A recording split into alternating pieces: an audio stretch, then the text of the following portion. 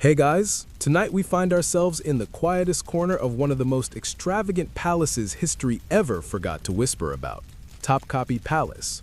As you stead cautiously through the shadowed corridors, your feet press gently onto carpets thicker than most modern mattresses, and walls echo softly with centuries of silenced gossip.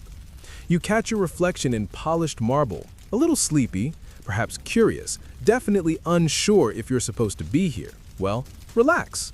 Because tonight, you're invited, but just barely, to a wedding so quiet, so understated, and so relentlessly hush-hush, you probably won't survive this, at least not awake. So, before you get comfortable, take a moment to like the video and subscribe, but only if you genuinely enjoy what I do here. And as always, let me know in the comments where in the world you are right now and what time it is as you drift off into boredom-induced oblivion. Now, dim the lights, maybe turn on a fan for that soft background hum, and let's ease into tonight's journey together. You arrive deep within the heart of the harem, in the innermost sanctum of Ottoman imperial privacy. Here, daylight filters softly through windows covered by delicately carved latticework screens, designed explicitly so that those inside can see out, but no curious outsiders can peer in. The air hangs warm and heavy, scented with roses, jasmine, and just a touch of ennui. Eunuchs glide quietly along stone floors, their soft silk slippers whispering polite apologies to the tiles beneath their feet. You marvel at how an empire so vast could celebrate marriages with such remarkable silence, almost as if making noise might jeopardize centuries of carefully orchestrated tradition. At the center of this whispered hubbub, which really isn't a hubbub at all, you spot the groom, an Ottoman sultan, robed in silks and velvets, so finely woven they seem almost fluid. His turban, large yet impeccably balanced, sparkles discreetly with jewels worth more than several small villages. Yet for all the splendor, the sultan looks about as enthusiastic as someone who just realized they left their charger in another room. There are no nervous laughs, no whispered jokes among friends, just quiet, resolute stillness. Historians still argue whether Ottoman sultans even enjoyed their own weddings. After all, these occasions were less celebrations of love and more exercises in refined diplomatic obligation. You gently sidle into a corner, leaning against cool marble pillars carved with impossibly intricate patterns, and listen, carefully, very carefully, to the silence. Even breathing feels too loud here, as if each inhale could disrupt a carefully maintained cosmic order. Your gaze drifts slowly, methodically, unfolding around the groom. Attendants bring trays piled with dried figs, dates, and honey-drizzled sweets laid meticulously on tables in patterns no guest will have the nerve to disturb. Behind silk curtains, unseen musicians tune instruments they'll barely play, aware their role tonight is mostly symbolic. After all, the Ottoman imperial weddings were never celebrated publicly.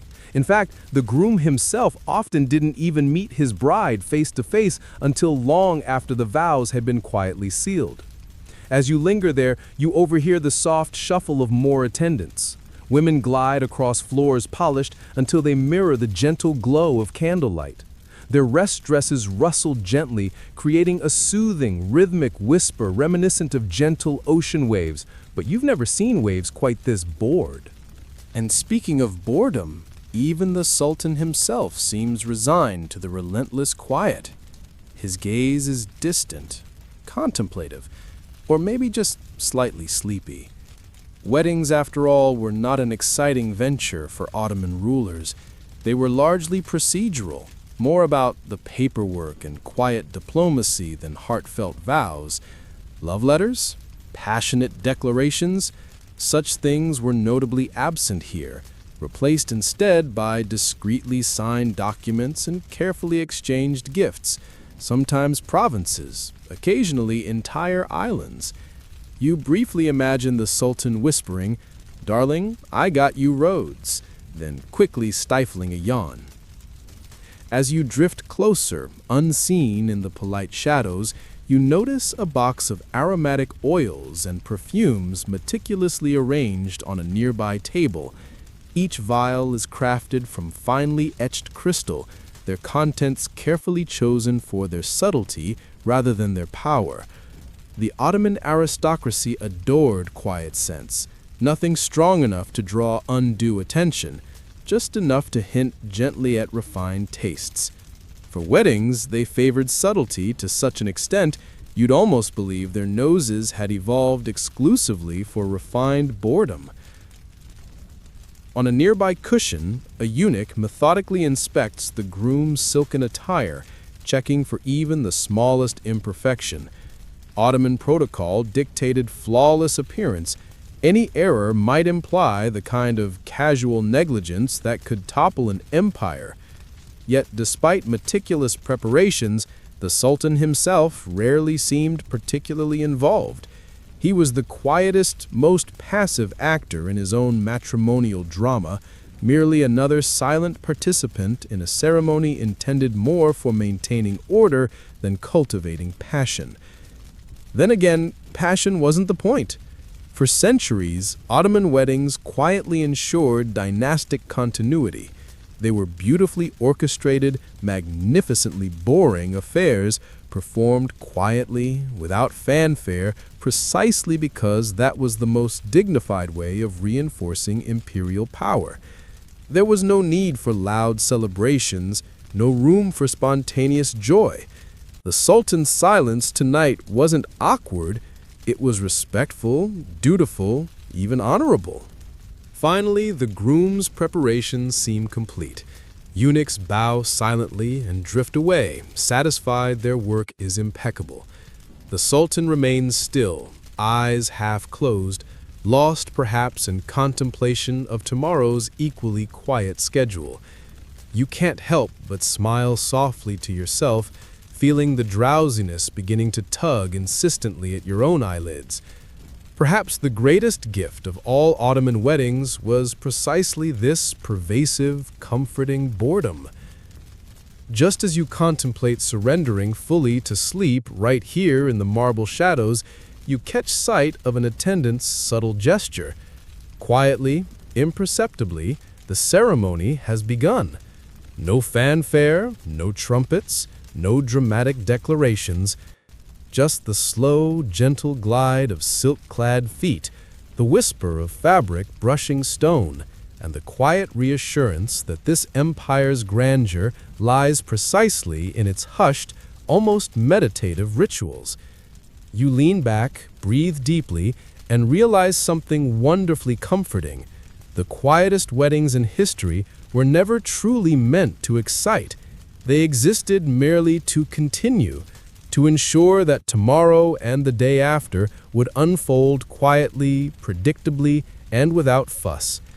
And with that thought, you allow your eyes to close, slipping gently into dreams filled with hushed voices, gently rustling silk, and the profoundly comforting, timeless boredom of Ottoman marital bliss. You're still standing quietly in that endless corridor of scented air and polished stone, and now your attention shifts, gently, curiously, to someone you'll never quite see. She's behind one of the many delicate latticework screens, the kind carved so intricately they seem like frozen lace. You squint, but of course, there's nothing, just shadows and a suggestion of movement. Somewhere in there is the bride, and tonight she is less a person and more an idea, a symbol, a whisper in silk. Ottoman weddings, particularly those involving the Sultan, were ceremonies in which the bride might not be seen at all. You think of modern weddings, lace dresses, photographers, vows exchanged in trembling voices, and then this, an engagement without appearances, a wedding without guests, a union sealed in silence. You begin to wonder if the bride even knows exactly what time the wedding is taking place, and if she does, whether she's allowed to look out the window during it. The women chosen to marry or serve the Sultan usually came from within the harem, a world so private and enclosed it makes a monastery look like an open market. They were trained, observed, and selected with a process that was meticulous and often deeply impersonal. Historians still argue whether the women had any say at all in the proceedings, or whether it was merely a slow-moving machinery of etiquette and quiet submission that decided everything on their behalf. You imagine her now, the bride, preparing behind those screens. Her gown, likely made of brocade woven with gold thread, hangs from a carved wooden hook. A scent of amber and clove oils floats softly around her as attendants gently brush her hair. They speak in hushed tones, offering well wishes that sound more like apologies. No one raises a voice, no one makes a joke. It's a wedding, but it feels more like a very elegant exam. And here's the strange part. Despite the grandeur, the bride may not actually see the Sultan until hours after the ceremony is complete. There is no grand walk down an aisle, no exchange of rings. Instead, there's a paper trail. Contracts drawn up by officials, approved by the Valide Sultan, the Sultan's mother, who, let's be honest, is often the one really running things, and quietly filed away with all the other imperial marriages. If you're feeling a little disoriented, that's okay. The Ottoman court thrived on hierarchy, obscurity, and just enough mystery to keep outsiders permanently confused. Even the act of becoming a bride wasn't necessarily marked by one big day. Sometimes it was a slow process of favor gaining, moving from concubine to favorite, then, if fortune smiled, onward to official wife. And sometimes being declared a bride was ceremonial only. No special privileges, no change of rooms, just a different title and a slightly more intricate headdress. You imagine her sitting on a low divan now, being attended by older women who know exactly how to adjust a belt of pearls or how to tilt a mirror so that no one is accidentally reflected. Her face is calm, not because she isn't nervous, but because nervousness isn't really part of the job description. In the harem, the skill of serenity is taught young. One of the attendants adjusts a string of emeralds around her neck, each gem cool to the skin, a quiet reminder of imperial wealth and imperial detachment. You lean in ever so slightly, noticing how every movement is deliberate. Even her silence feels rehearsed. There's no father walking her down an aisle. No aisle, actually. No bouquet to toss, no speech to dread, no open bar. Instead, there is ceremony by omission. What you don't see is as important as what you do. There is power in invisibility, and in the Ottoman court, few roles were as simultaneously exalted and obscured as that of the Sultan's bride. Somewhere nearby, officials read quietly from a marriage contract. The words echo softly off domed ceilings, a series of legal phrases detailing dowries, expectations, and what gifts will be exchanged, none of which the bride or groom are currently listening to. In fact, they might not even be in the same wing of the palace at this point. You find yourself blinking slowly. A royal wedding where neither party is present. Truly, the romance practically leaps from the marble. And yet, strangely, it works. There was something soothing in this complete absence of spectacle. The process is like an old water wheel turning in the background of a very still painting. No splashes, no creaks, just the slow and inevitable turn of dynasty and duty. You feel a kind of respect for it, even if your modern brain is still wondering when someone is at least going to throw a flower. You lean against a carved column now, tracing the patterns with your fingers. They're so intricate, you wonder how long it took someone to make them. Possibly months, maybe years. It reminds you how long these bridal arrangements were in motion. They weren't planned in a weekend. Sometimes the idea of a marriage was planted years before it ever happened, slowly cultivated by palace politics, whispered recommendations, and meticulous grooming of reputation. You might be asking yourself, why so much quiet? Why no celebration? Historians still debate whether it was purely a matter of imperial decorum or whether the sultans themselves preferred the secrecy. After all, these weddings weren't for the people. They weren't public declarations of love. They were mechanisms of continuity, practical, bureaucratic, and often strategically obscure. And the bride? Well, she might become enormously powerful one day, or she might fade into comfortable irrelevance. It all depended on whether she bore a son. And not just any son, but one that survived the intricate politics of palace life. outlived his half-brothers, and eventually claimed the throne. In that sense, this quiet wedding wasn't just a union, it was a gamble dressed in velvet. As your thoughts drift lazily from one carved lattice panel to another, you hear the quiet creak of a door in the distance. Somewhere, a small team of eunuchs is preparing a room. Not the main bedroom, of course, but a side chamber, lit with oil lamps and heavy with the scent of burnt frankincense. You can almost see them adjusting cushions, laying down clean linens, and placing a tray of sweets on a low wooden table. Will the bride walk in soon? Will the Sultan? No one announces their movements here. You learn to listen for the smallest clues, the shift in footsteps, the hush that falls when someone important enters. There is a kind of exquisite tension in the air, not quite nervous, just expectant. The engagement is over, the contract is signed. Somewhere in the palace, two people are now officially married, even though neither of them has yet spoken to each other today. And so you remain still, eyes half-lidded, listening to the sound of quiet footfalls and the distant flutter of silk. In the world of Ottoman weddings, what's left unsaid carries as much weight as what's spoken, and what's unseen is often the most meaningful of all. You haven't moved much, and that's fine, because here, movement isn't really encouraged. In fact, almost everything in the palace seems designed to slow you down, to hush your voice, to soften your footsteps, and to stretch time out like cooled molasses. As you lean against the embroidered cushion of a window alcove, your gaze drifts lazily toward a figure gliding silently through the corridor below. He wears a crimson robe that brushes the floor, with a tall, fez-like hat that wobbles ever so slightly as he walks. This is not just any man. This is an aga, a high-ranking eunuch of the palace harem, part gatekeeper, part administrator, part royal confidant.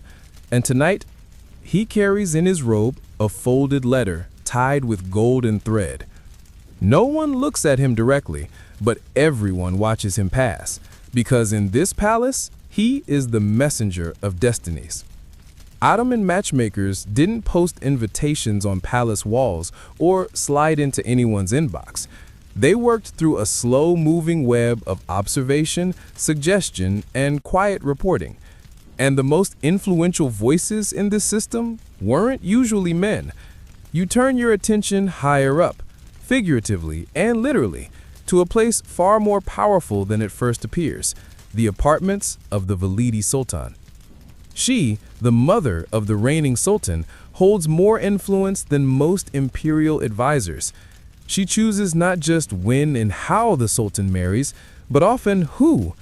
You imagine her now, reclining on a low divan, sipping thick Turkish coffee while listening to reports on which concubines have the best manners, the finest embroidery skills, or the quietest laugh. She's not swayed by passion, not interested in drama. She's selecting for loyalty, discretion, and political advantage. It's matchmaking, yes, but also power distribution. Historians still argue whether the Validi sultans were truly the decision-makers or simply ceremonial filters. But the fact remains, no marriage in the palace proceeded without her nod, and sometimes her nod came with a very long list of expectations. You follow the aga now as he disappears behind another set of carved doors. The letter he carries might contain the name of a girl who, until this morning, was simply one among many, embroidering curtains, practicing lute scales, or studying poetry under the watchful eye of older matrons. And now, just like that, she's someone. Not quite a wife yet, but no longer just a shadow in the harem. Her name has been spoken aloud in the rooms that matter. The process of choosing a bride in the Ottoman palace wasn't a public competition. There were no roses, no talent rounds, no televised finales. It was an exercise in quiet surveillance. Senior women, trusted eunuchs, and even tutors would quietly compile observations. She's fluent in Persian. She serves her elders well. She never speaks unless spoken to. Depending on your perspective, that's either very impressive or deeply depressing. But you have to remember, this was not about finding love. This was about maintaining equilibrium in an empire held together by structure, not sentiment. A bride chosen through this system would rarely, if ever, cause ripples. And that was precisely the point. You begin to understand that in a court of whispers, the perfect bride is one who never needs to raise her voice. As you glide with invisible footsteps through another corridor, you pass rooms lined with mirrors, some cracked, some cloudy with age. In one, a girl stands frozen as older women inspect the fit of her gown. She doesn't fidget, she doesn't smile. She stares ahead with the same blank serenity that all successful harem women master. It's not coldness, it's composure. And composure, in this world, is currency. The reappears later in the evening, this time walking more slowly, his hands clasped behind his back. There's no announcement, no ceremony, but his presence is a signal. Somewhere in the harem, word spreads, quietly, but fast. A name has been chosen. A room is being prepared. A life is about to shift from soft anonymity to soft authority. You watch, barely breathing, as the girl is led to a new room. Not the Sultan's chamber, no. That would come later, if at all. This is a transition space, grander than her old one, closer to the Valid Sultan's wing.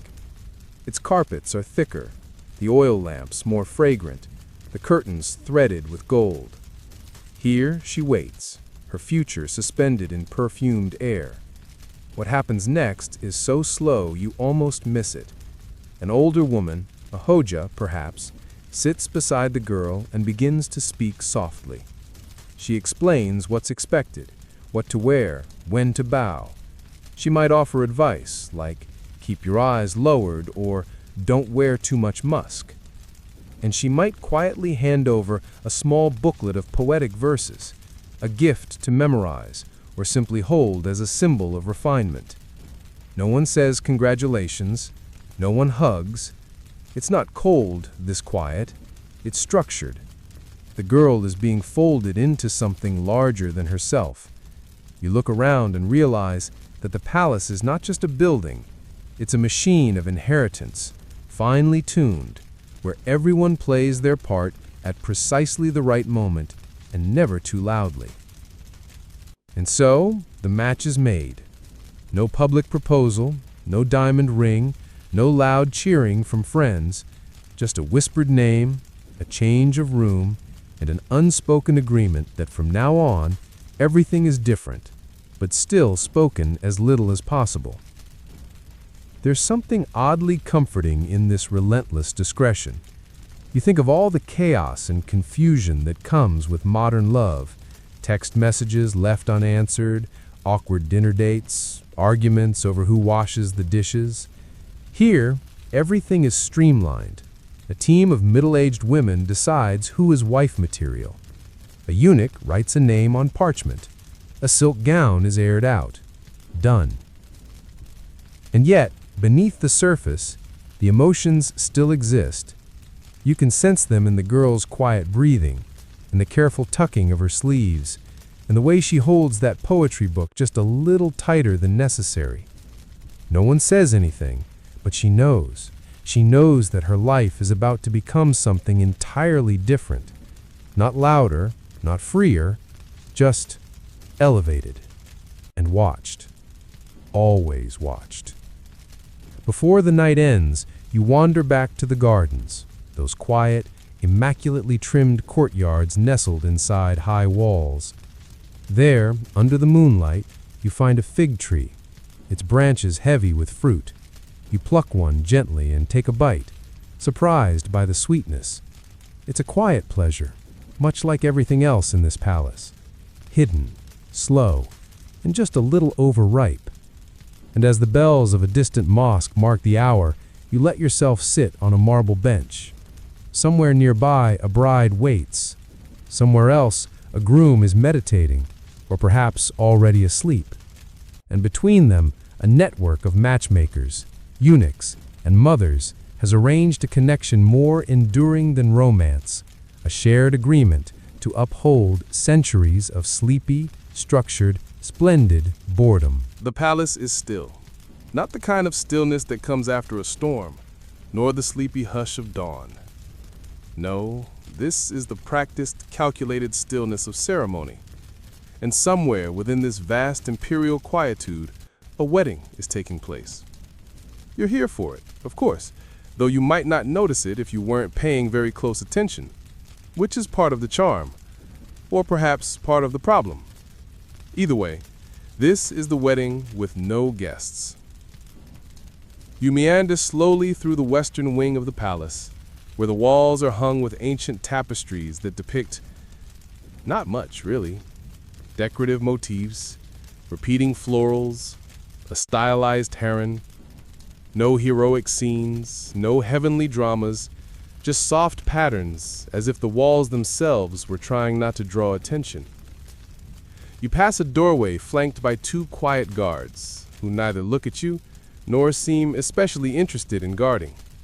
They are simply there, like the cypress trees outside, tall and non-committal. Inside the chamber, the wedding unfolds. No aisle, no priest, no canopy, just a few men seated on cushions, cross-legged in a semicircle, reading from a scroll. You drift closer, your footsteps muffled by the thickest of rugs, woven by artisans in Anatolia, no doubt, who would be utterly scandalized to know that their masterwork is being walked across during a ceremony where no one claps. The room smells faintly of rosewater and polished cedar.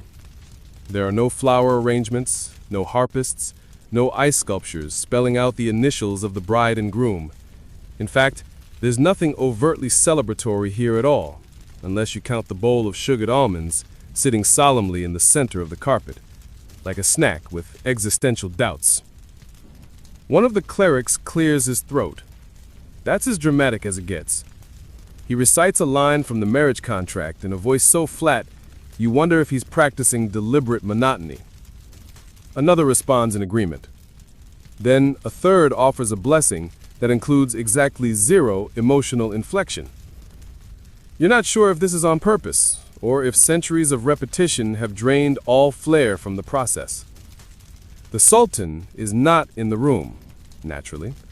He may be nearby, perhaps reclining in a smaller salon, sipping a light infusion and pretending not to be thinking about the ceremony that is currently marrying him off. Or maybe he's taking a nap. A royal nap, mind you. Symbolic and dignified. Historians still argue whether the Sultan's absence from his own wedding was out of tradition or pure disinterest. Maybe both. The bride, as you've already come to expect, is also not present. Her name is mentioned, delicately, then left to hover in the air like the wisp of steam curling from a cup of tea. A eunuch offers a small nod to signal agreement on her behalf. You begin to feel like you're attending a play where none of the lead actors have shown up, and yet somehow the performance continues. The whole event takes less than 30 minutes, and when it's over, the clerics rise with slow dignity, fold the scroll with what might generously be described as gentle enthusiasm, and walk out in silence. No rice thrown, no birds released, no awkward dance floor lingering, just a slow, ceremonial evacuation of the room. And that's it. The wedding is done. Now the real question is, who's going to clean up the sugared almonds? You glance around the now empty chamber. The candles flicker faintly, casting sleepy shadows across the mosaic tiles. You allow yourself to lie back for a moment, arms behind your head, imagining how many such ceremonies this room has witnessed. Probably hundreds, maybe thousands, all just like this one. Quiet, brief, and largely invisible. What's remarkable is not what happens at these weddings, but what doesn't. There's no celebration, no spontaneous joy, no "you may kiss the bride," no doves, no flower girls, no emotionally fragile toasts. Just an institutionalized formality meant to solidify alliances, fulfill obligations, and ensure that the royal bloodline continues with exactly as much fanfare as one might give to renewing a library card. It's easy to assume that the absence of spectacle means a lack of meaning, but here, meaning is measured differently. The strength of the marriage lies not in how loudly it's celebrated, but in how seamlessly it fits into the palace's choreography. A loud wedding would imply personal attachment, potentially reckless emotion, and that's dangerous in a court built on order, hierarchy, and silent observation. From your spot on the cool floor tiles, you begin to notice the subtleties. The way the attendants returned the scroll to a specific chest with 3 locks.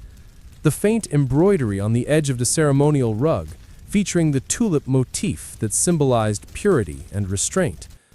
The way the bowl of sugared almonds was not touched during the ceremony, but was quietly carried away afterward, perhaps to be distributed among the palace staff, or perhaps just refilled and reused next week. No one explains these details. You're just expected to observe and absorb. In this world, weddings are not about beginning something new. They're about confirming what was already expected. And in many cases, the bride has already lived in the palace for years. Her face is familiar to the staff, her habits known. The marriage merely makes official what everyone quietly understood. You feel yourself melting into the rhythm of this strange logic. No drama, no surprises, just velvet, marble, and ancient habits stitched into every seam. Eventually, you wander out into one of the side corridors, where 2 eunuchs are folding ceremonial cloths. They speak softly to each other in a dialect you can't quite follow. One of them chuckles once, not loudly, just a breath of amusement, quickly tucked away. Maybe he's remembering a slightly clumsy cleric from tonight's ceremony. Maybe he just likes the almonds. You walk on, passing a small alcove where a tray of ink and parchment sits undisturbed. Someone will write a notice tomorrow, an internal record stating that the Sultan was married on this date to this woman under these conditions. The paper will be stored in the imperial archives. No announcement will be made to the public. The empire will continue as it did yesterday. There's something oddly beautiful about it. These weddings are not about 2 people. They're about preserving a shape, a royal shape, a perfect geometry of power and obedience, like the flawless symmetry in the palace tilework, where each blue and white curve matches its neighbor, creating a whole far greater than any single design. The wedding was simply one more tile in the mosaic. You find yourself back in the garden, now lit only by the moon. Somewhere far off, the bride is being escorted, very quietly, to a private chamber. You won't see her. You probably never will. But you know she's there, and you imagine her walking with small, precise steps, not out of fear, but because that's how she's been trained. She enters the room without looking back, and the door closes soundlessly behind her. There's no applause, there's no speech, only the stillness of an empire that prefers its milestones to arrive softly, like silk across stone. The room is small, but not by palace standards. By any other measure, it's large enough to host a minor diplomatic summit, provided the delegates are willing to sit on cushions and don't mind the smell of jasmine and warm beeswax. But tonight, it has one purpose only, and you're standing right in it, or at least at the edge of it, wondering how to decorate a room that may never be used again.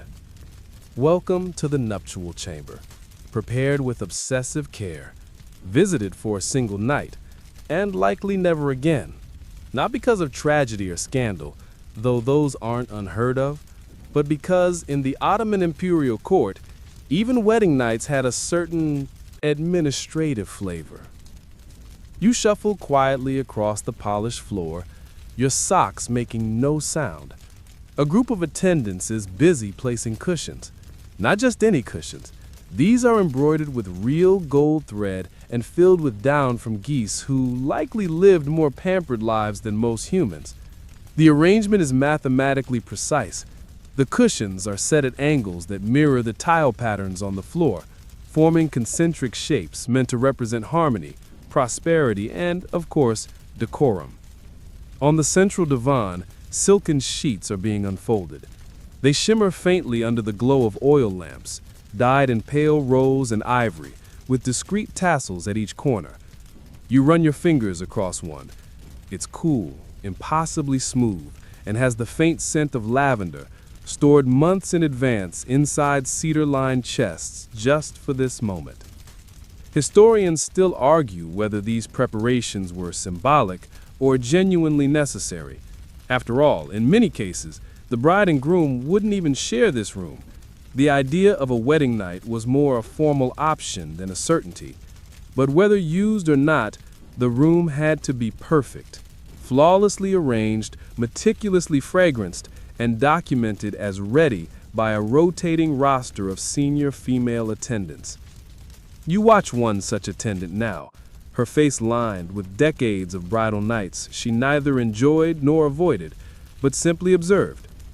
She carries a checklist, yes, an actual list, and marks each completed task with a small nod. Curtains tied just right? Check. Incense tray lit but not smoky? Check. Nightgown laid out on polished sandalwood box? Check. No one speaks above a whisper, as if the ream itself demands reverence. And perhaps it does. After all, it holds a kind of sacred ambiguity, half religious rite, half bureaucratic event. You stand still, absorbing the details. There's a bowl of water with rose petals floating on top, meant to be symbolic of purity, or beauty, or maybe just to perfume the air discreetly. A tray of sweets, honeyed pastries, dates stuffed with almonds, delicate candies wrapped in gold leaf, sits untouched, to be offered to the couple or to any divine presence that happens to drop by. But the room's most carefully prepared item is harder to spot. It's a small, square cloth, pale and simple, folded neatly at the foot of the divan. You know what it's for, and you can already feel your modern sensibilities twitching. Yes, it's that cloth, the one that will be examined the next morning by the senior women of the harem, checking for the ceremonial proof of consummation. You try not to think about it too much. It's awkward, it's invasive, it's historical fact. And in the courtly system of the Ottomans, it was part of the protocol. Not always, not universally, but often enough to make you wonder how many women dreaded the part of the wedding that wasn't discussed, but never truly optional. Still, the room remains beautiful in its strangeness. Even the shadows seem intentional. You notice the way the lamplight flickers across the inlaid ceiling panels, casting soft floral patterns onto the divan. It looks like drifting petals, or perhaps falling snow, if snow were made of powdered pearls and strict expectations. And yet, for all this effort, the couple may never enter. The Sultan might change his mind. The bride might fall ill, or the Valide Sultan might simply postpone things until the stars are better aligned, astrologically speaking. You'd be surprised how many Ottoman marriage nights were rescheduled due to planetary interference. Venus in retrograde waits for no empire. One of the junior attendants walks in, carrying what appears to be a small brass cage. It takes you a moment to realize it holds a nightingale, silent for now, but meant to sing softly once the lamps are dimmed. This isn't romance, not exactly. It's stagecraft. And you're here to see how the scene is set, even if the players never arrive. There's a mirror on the wall, round, bronze, slightly tarnished. It's tilted downward, as if encouraging the viewer to look not at themselves, but at the room as a whole. You obey, and in doing so, see how the room becomes something more than just its furnishings. It becomes a container of possibility, a hushed stage where empire and intimacy intersect for one calculated moment. And you can't help but wonder, if the couple never arrives, what happens to this room? Is it cleaned, stripped, and prepared again for another bride? Is it left untouched for a while as a kind of emotional quarantine zone? Or is it quietly forgotten, becoming just another room in a palace that has far too many to keep track of.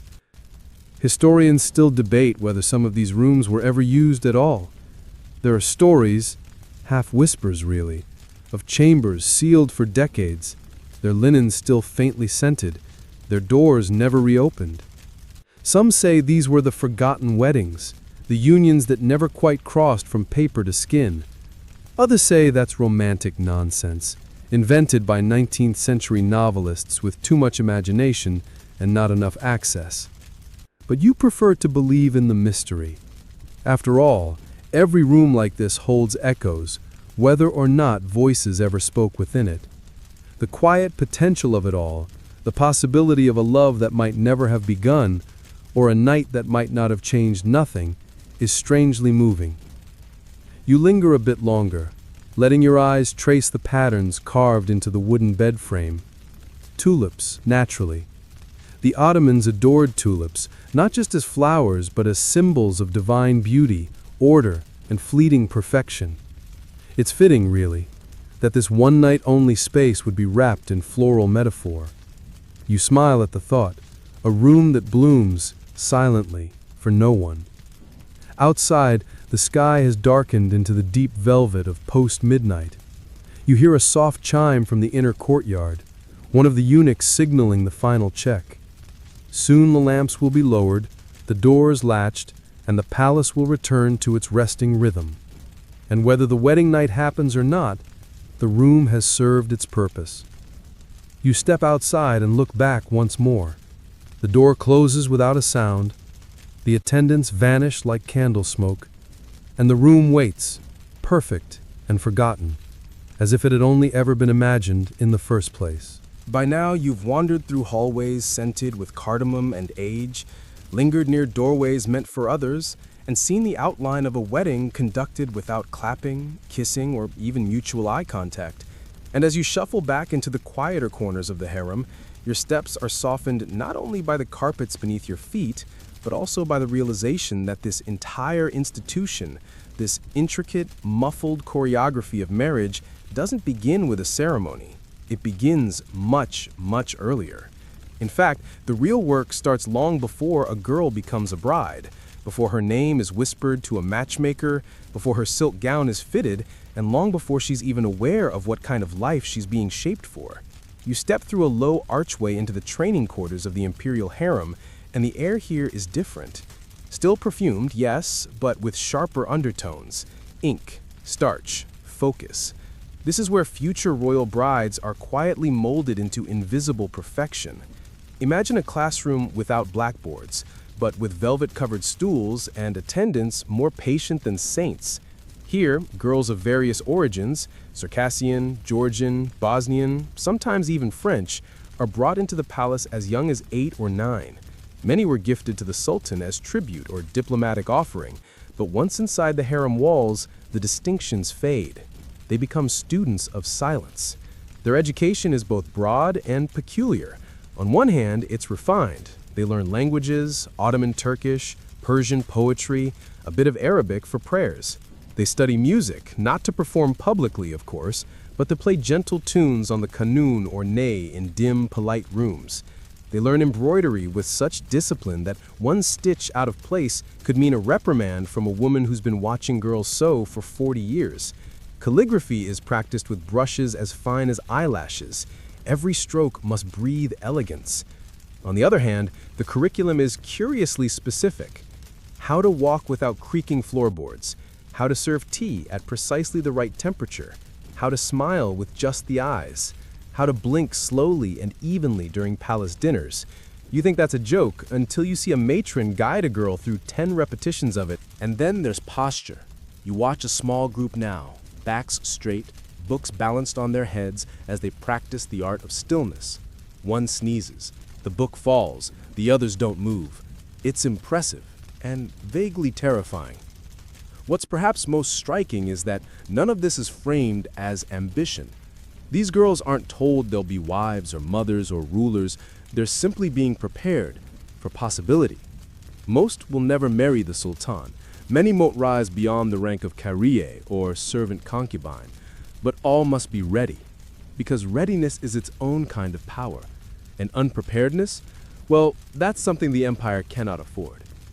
Historians still argue whether the training of harem women was liberating in its own way, or whether it was a beautifully furnished cage. It depends on which story you follow. Some women rose from these rooms to wield incredible influence as Haseki Sultan, or even Valide Sultan, mother of the next ruler. Others remained in the background forever, known only to the staff who folded their towels. You pause near a low table, where a girl no older than 13 is practicing her handwriting. Her script is flawless, ornate yet controlled. She doesn't look up, not out of shyness, but because her focus is absolute. You resist the urge to compliment her, knowing it would disrupt the delicate hum of concentration that fills the room. Further down the hall, a group of older girls is seated in a semicircle, each holding a small mirror. A senior attendant speaks softly as she guides them through the art of adornment. Not makeup exactly, at least not as we know it, but presentation. A dab of rose oil on the temples, a trace of kohl, no longer than the width of a fingernail. Hair parted and coiled with a precision that suggests geometry rather than romance. None of this is for seduction. That would be too obvious, too vulgar. No, this is for observation. When the Valide Sultan walks through the training quarters, and she does from time to time, she's not looking for the prettiest face. She's scanning for poise, for restraint, for the ability to sit perfectly still while wearing 30 pounds of silk and dignity. It's a strange meritocracy, one in which beauty is expected, but behavior is decisive. You find that oddly reassuring. In a world where most people are judged for loudness, here, value is placed on composure. The strangest lesson, though, is the one you don't see taught, but you begin to notice its effects. It's the lesson of invisibility. These girls are learning how to occupy space without asserting it, how to express themselves within the tight framework of palace decorum. Even their footsteps seem designed to leave no echo. You trail behind a small group as they walk toward the bathhouse, and you realize they don't swing their arms. They don't fidget. They're like leaves drifting across a still pond. And yet, despite the silence, these halls are full of dreams. Quiet ones, of course, but dreams nonetheless. One girl may dream of being noticed by the Sultan during a festival. Another hopes to be chosen as companion to his sister. A third just wants her embroidery featured on the next mosque curtain. These are the ambitions available. Soft, internal, tightly laced dreams, but dreams all the same.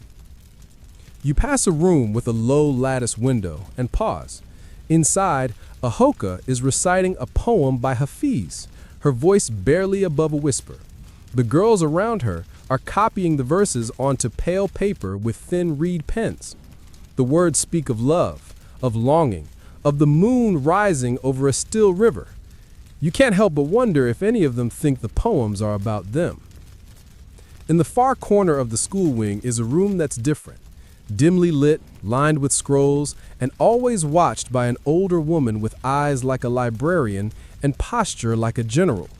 This is the library, such as it is, and it's here that the most promising girls are sometimes allowed to read court records, family trees, and even previous marriage contracts. Carefully edited, of course. There's power in those documents. The subtext is clear. Learn the system, and you might one day shape it. Finally, you find yourself outside again, seated on the edge of a shallow fountain that trickles just enough to sound like breath. You're struck by the calm repetition of this place. The days are filled with practice, the nights are filled with dreams, and somewhere in between, a girl may be chosen. Not because she asked, not because she tried, but because she was quiet at the right moment, and because the right pair of eyes noticed her composure, her control, her invisible readiness. You let your hands drift into the cool water. A few girls pass by, giggling softly behind fans. For a moment, the illusion breaks. There's laughter, joy, maybe even friendship. But just as quickly, it fades back into quiet, and the palace resumes its rhythm. By now, you've grown accustomed to the silence that drapes itself like velvet over every surface of the palace.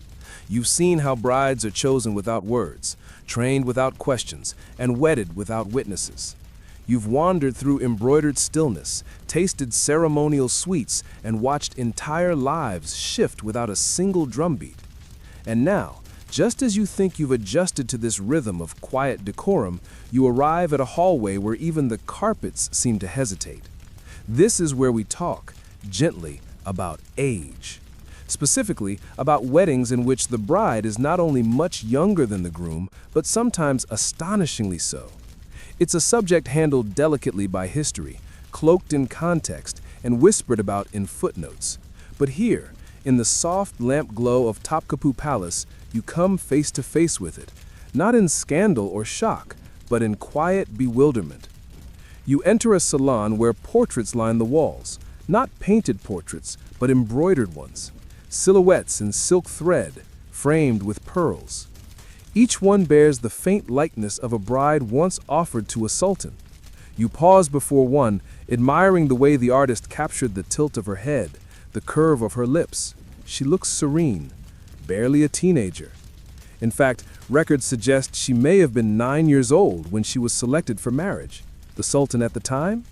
52. You breathe out slowly. The room doesn't flinch. Of course, context matters. In the early modern world, age was measured less by numbers and more by roles. A girl who had entered puberty, often as young as 10 or 11, was considered marriageable, particularly in dynastic contexts. And within the Ottoman Empire, marriage wasn't necessarily synonymous with cohabitation, let alone consummation. Many brides married young and then waited years before they actually joined the sultan's household in any meaningful way. Historians still argue whether these child bride unions were consummated early or delayed until the girl reached a more mature age. Some insist that these were ceremonial, strategic marriages, with the bride continuing her training until deemed ready. Others suspect that practice varied widely, depending on the sultan's preferences, the Valide sultan's involvement, and the political stakes of the union. You walk slowly past another frame, this one of a slightly older girl, perhaps 14 by modern reckoning. Her gown is adorned with delicate silverwork, and her embroidered eyes seem older than her stitched smile suggests. She was married to a sultan in his 60s. You can almost hear the justifications echo through time. She was wise beyond her years. She came from noble blood. It was a good match for her family. You nod politely to the silence.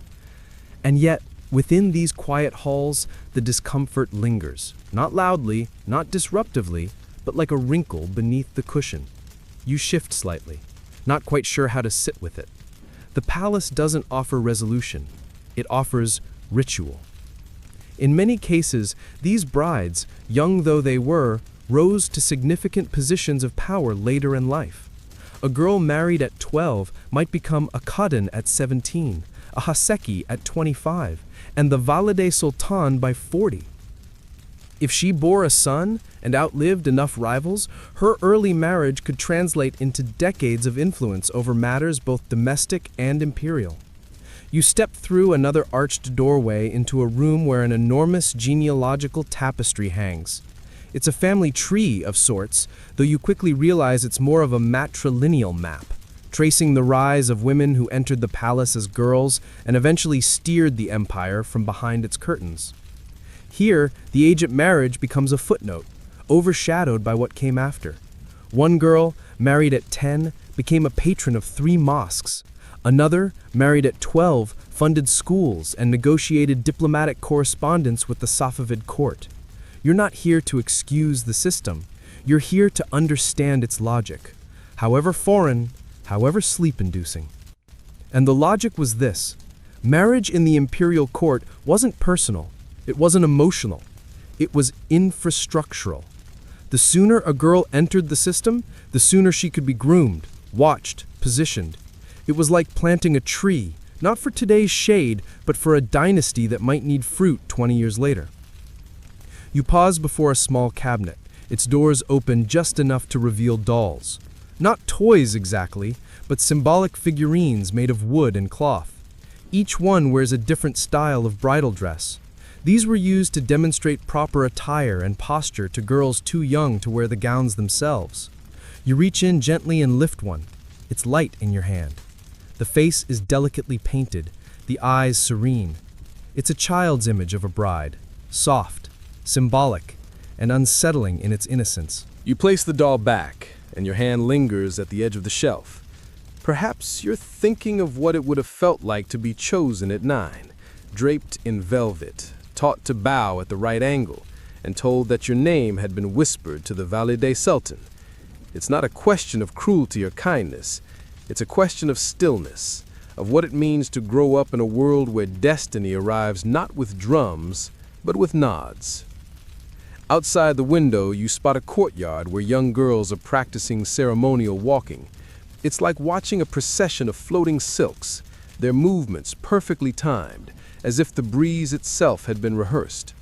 One of the girls slips slightly, and the others freeze for a beat, unsure whether to help or wait for correction. The girl recovers. No one speaks. The lesson continues. Back in the hallway of portraits, you overhear a senior harem attendant speaking to a visitor in hushed tones. She was 12 when she first met the Sultan, she says, gesturing to one of the framed faces. But she waited 6 years before she became his Khatan. By then, she was fluent in Persian and had memorized the entire Diwan of Baki. The tone is proud. The timeline is precise. You keep walking. Eventually, you come to a low bench overlooking the Bosporus. The water glimmers beneath a sky streaked with stars. The city beyond flickers with modern life, cars, neon, noise. But here, in the palace, time is still coiled like a silk sash, tight and slow. You sit down, resting your eyes for a moment. There's no judgment in the architecture. The stones carry memories, not opinions. The walls remember names and ages and ceremonies, but they offer no commentary. They simply stand, as they always have, containing echoes and embroidery, quiet footsteps, and unsettling truths. As you breathe in the night air, you realize that this section of history is perhaps the hardest to wrap yourself around, not because it's loud, but because it's too quiet, too normal in its time, too jarring in ours. But in the end, it's one more thread in the imperial fabric, a pattern repeated with care, if not with compassion. And as you close your eyes, the portraits behind you fade into the silence once more.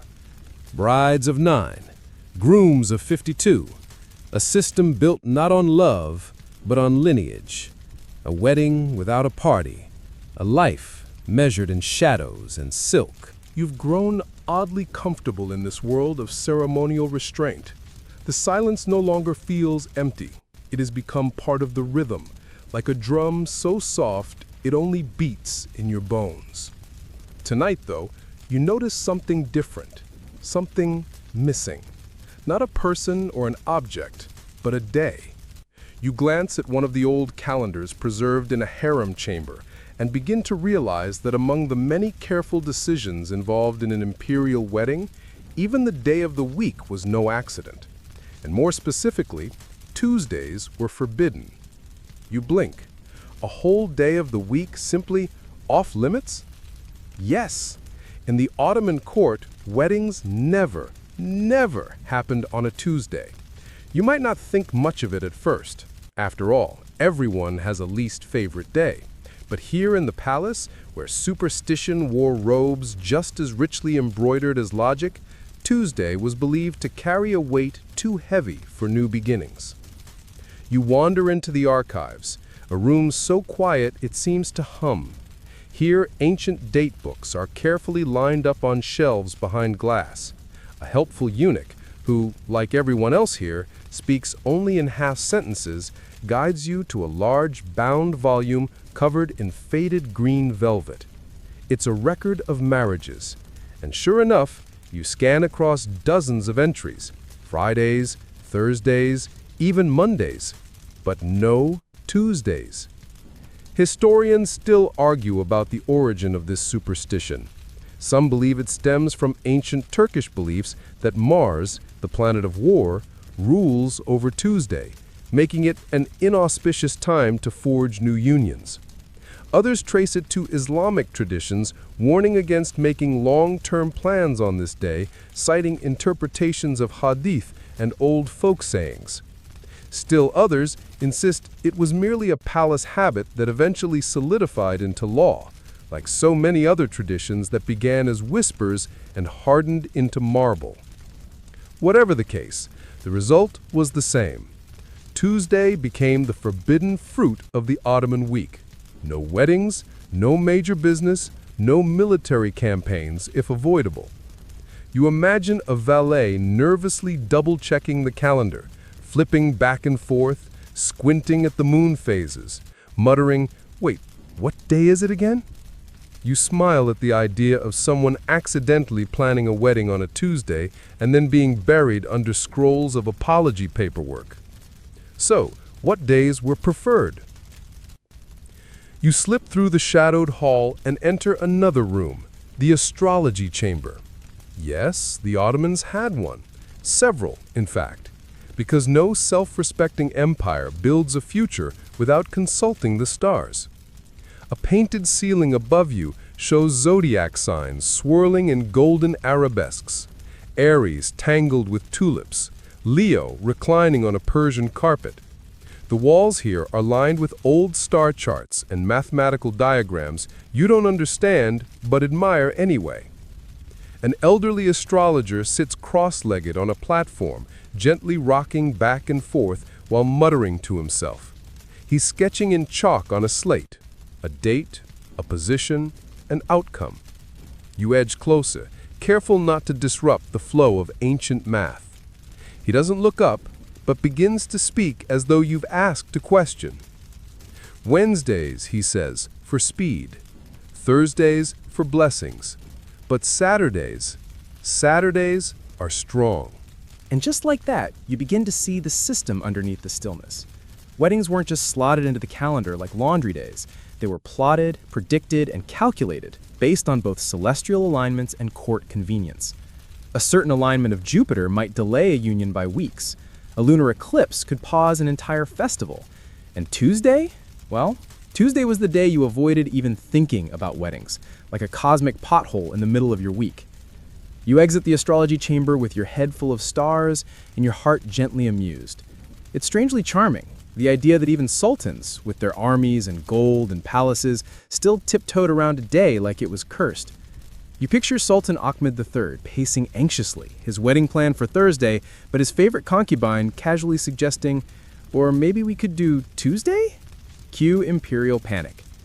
Back in the harem wing, you pass a group of attendants discussing preparations in hushed tones. They are clearly planning something significant, ordering rose water, ironing ceremonial sashes, arranging for a new batch of candied violets to be delivered. One of them murmurs, "But the 6th is a Tuesday." Another gasps. The plans change immediately. You don't even know what the event is, but it will definitely not be happening on the 6th. You sit down on a low stone bench near a window and gaze out over the Bosphorus, which, as always, offers no opinion. Ships move slowly across its surface, indifferent to human calendars. But here in the palace, time is not just a flow, it's a pattern, each moment tied to rituals, omens, and taboos. A wedding is not just a decision between two people. It is a date, an hour, a constellation. And Tuesday is left alone. As you drift into the familiar comfort of Ottoman stillness, you start to wonder about the hidden logic in your own life. Are there days you avoid without knowing why? Decisions you postpone until some invisible line has passed? Maybe we're all just a little superstitious, following patterns we barely remember.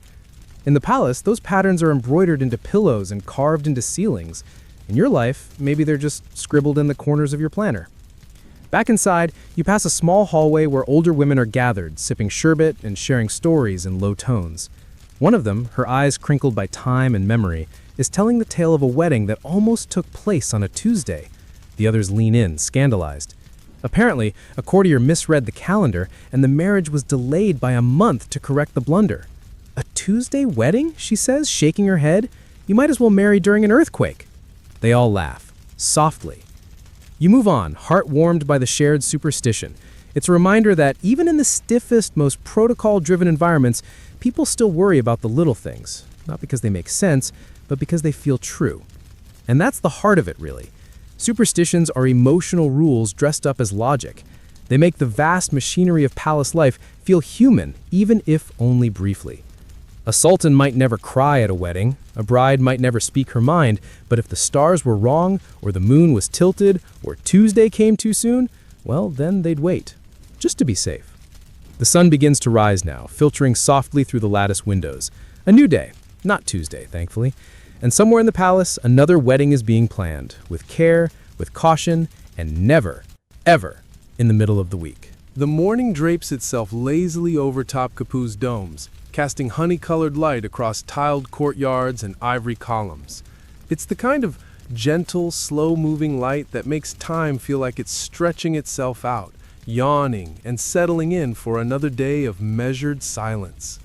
You're already awake, of course, still moving softly through the palace's layers of stillness, and this time your path takes you to something more tangible, more practical, less romantic, but somehow even more enchanting in its own sleepy way. Because today, you follow the dowry. Not the metaphorical kind, not a symbolic gesture. We're talking about actual camels, loaded with actual treasure, shuffling their way from one side of an empire to the other, just so the palace can receive a box of embroidered towels and 3 jars of Bulgarian rose jam.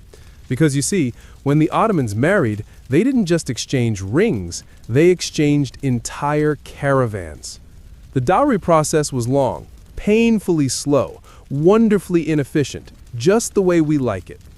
First, lists we drawn, not just vague suggestions like linens or dishes, but line-by-line inventories that might include 20 copper water pitchers, 2 mirrors and mother-of-pearl frames, and precisely 42 hand-woven bath towels, no more, no less.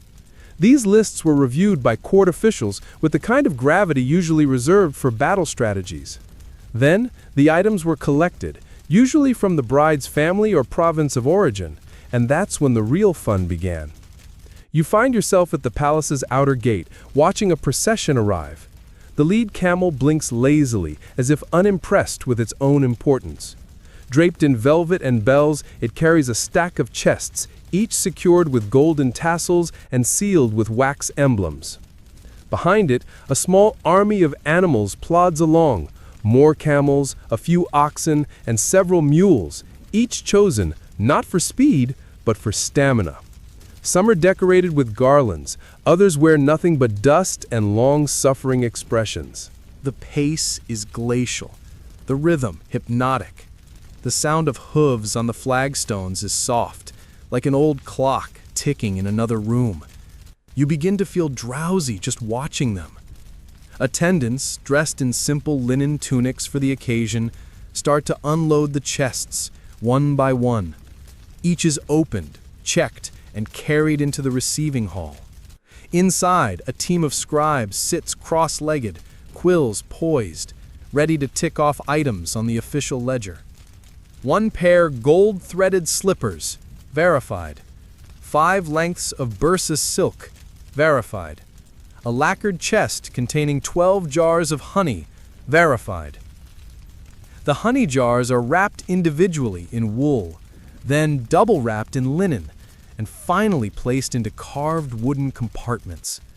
You're not sure if this is for protection or just ceremonial overkill, but either way, you respect the effort. Historians still argue whether these dowries were practical or symbolic. Certainly, many items were used, especially textiles, which were considered both decorative and useful. But the sheer excess often bordered on theatrical. One recorded dowry included a writing desk made of ebony, inlaid with lapis lazuli, despite the bride being illiterate. Another featured 40 identical silver spoons, each engraved with the initials of a province official who probably never met the bride at all. But it's not really about the bride. The dowry was a message, a performance. It said, "We can provide, we can be useful, we come with weight." In that sense, every item, no matter how dusty, carried meaning far beyond its material use. You trail behind the porters as they carry the goods through a side corridor, heading toward the bride's new chambers. The path is winding, lined with carved panels and old lamps. One porter drops a small wooden box. It lands with a muffled thump, and he freezes. Not because it's broken, it's just a box of sugar cubes, but because protocol demands reverence, even for cubes. Another porter helps him repack it. They don't speak. You swear they're holding their breath. In the bride's room, the dowry items are laid out in specific formations. The towels are folded into miniature towers. The embroidered garments are displayed across the divan like fans. A mirror is propped near the window, facing the light at just the right angle. Nothing is random. Every corner of the room becomes a catalog page. You sit quietly in the corner, marveling at the intersection of domesticity and spectacle. This isn't just setting up a bedroom, it's setting a tone, a statement, a kind of soft imperial branding, embroidered in gold thread and stacked in lavender-scented piles. Then comes the part you weren't expecting, the mystery boxes. These aren't on the ledger. They arrive last, carried by senior eunuchs, and placed gently into a curtained alcove. No one opens them. Not now. Maybe not ever. They're wrapped in layers of silk and tied with knotted cords that resemble nautical puzzles. The contents? Unknown. Maybe spices. Maybe jewelry. Maybe letters. Maybe nothing. They're referred to only as gifts of trust. You lean closer, trying to catch a glimpse, but an attendant gently blocks your view with the swoosh of her sleeve.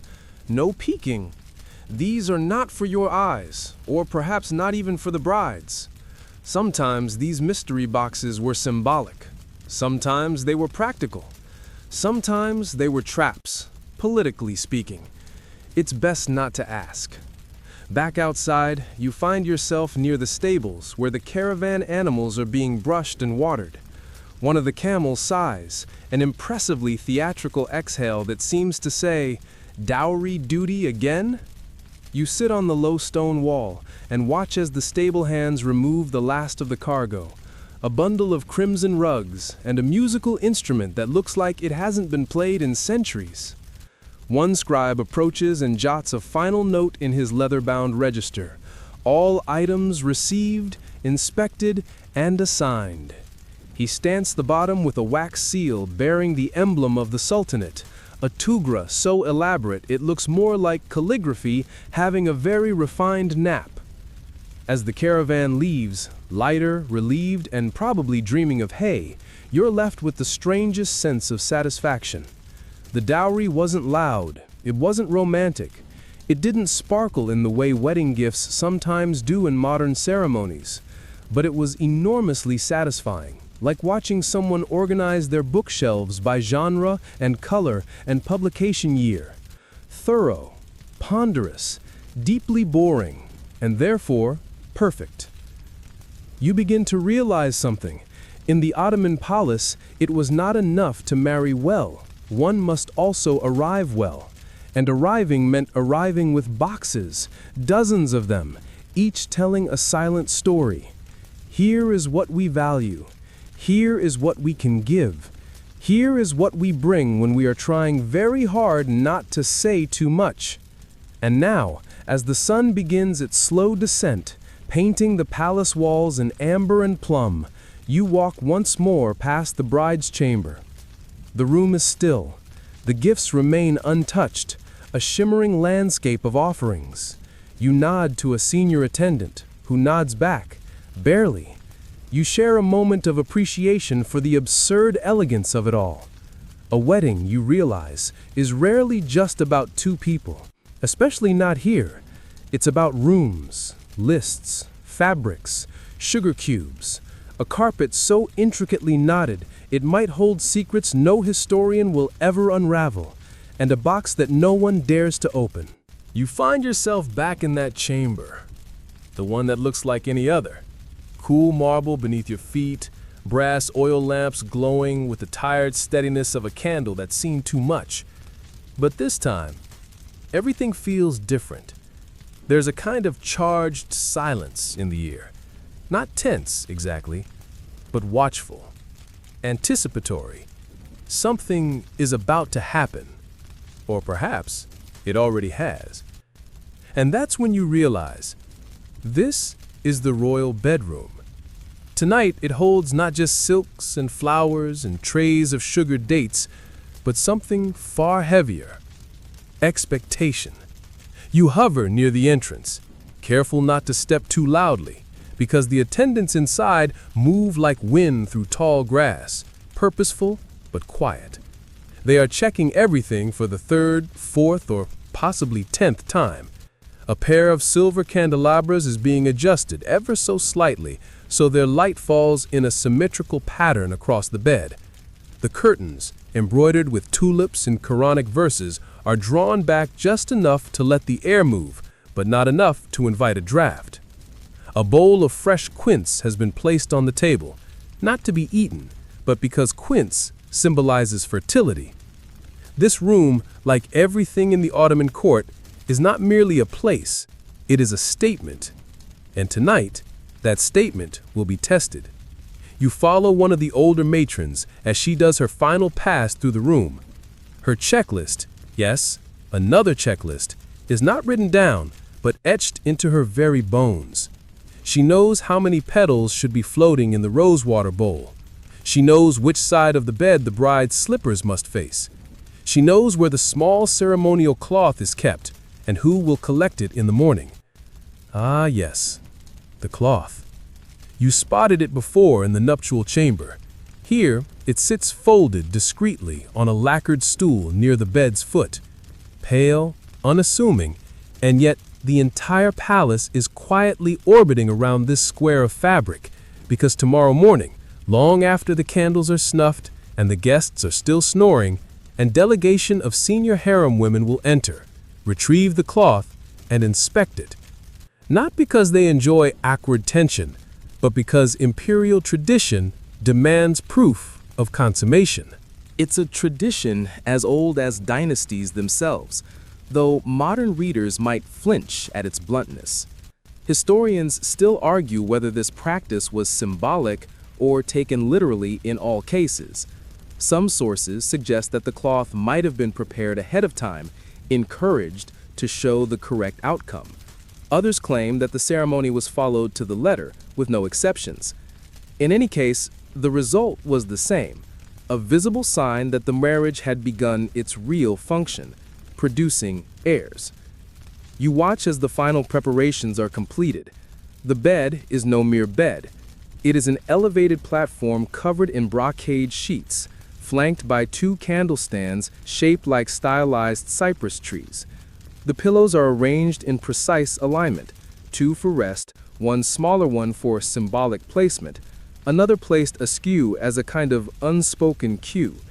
Even the mattress is carefully chosen, soft enough for comfort, firm enough for tradition. The bride will arrive soon, but she won't walk in like a character in a romantic novel. She will be escorted quietly, ceremonially, by 2 senior women. She will wear a silk robe in deep blue or wine red, colors that represent harmony and vitality. Her veil will cover her face, not entirely out of modesty, but because it is not yet time to meet the Sultan's gaze. And what of the Sultan? He arrives separately, quietly, without guards or fanfare. No announcement echoes through the halls, no trumpets, no lines of servants holding torches. He simply appears. One moment the room is humming with tension, the next it is still, because he has entered. You turn slowly, watching him move through the space.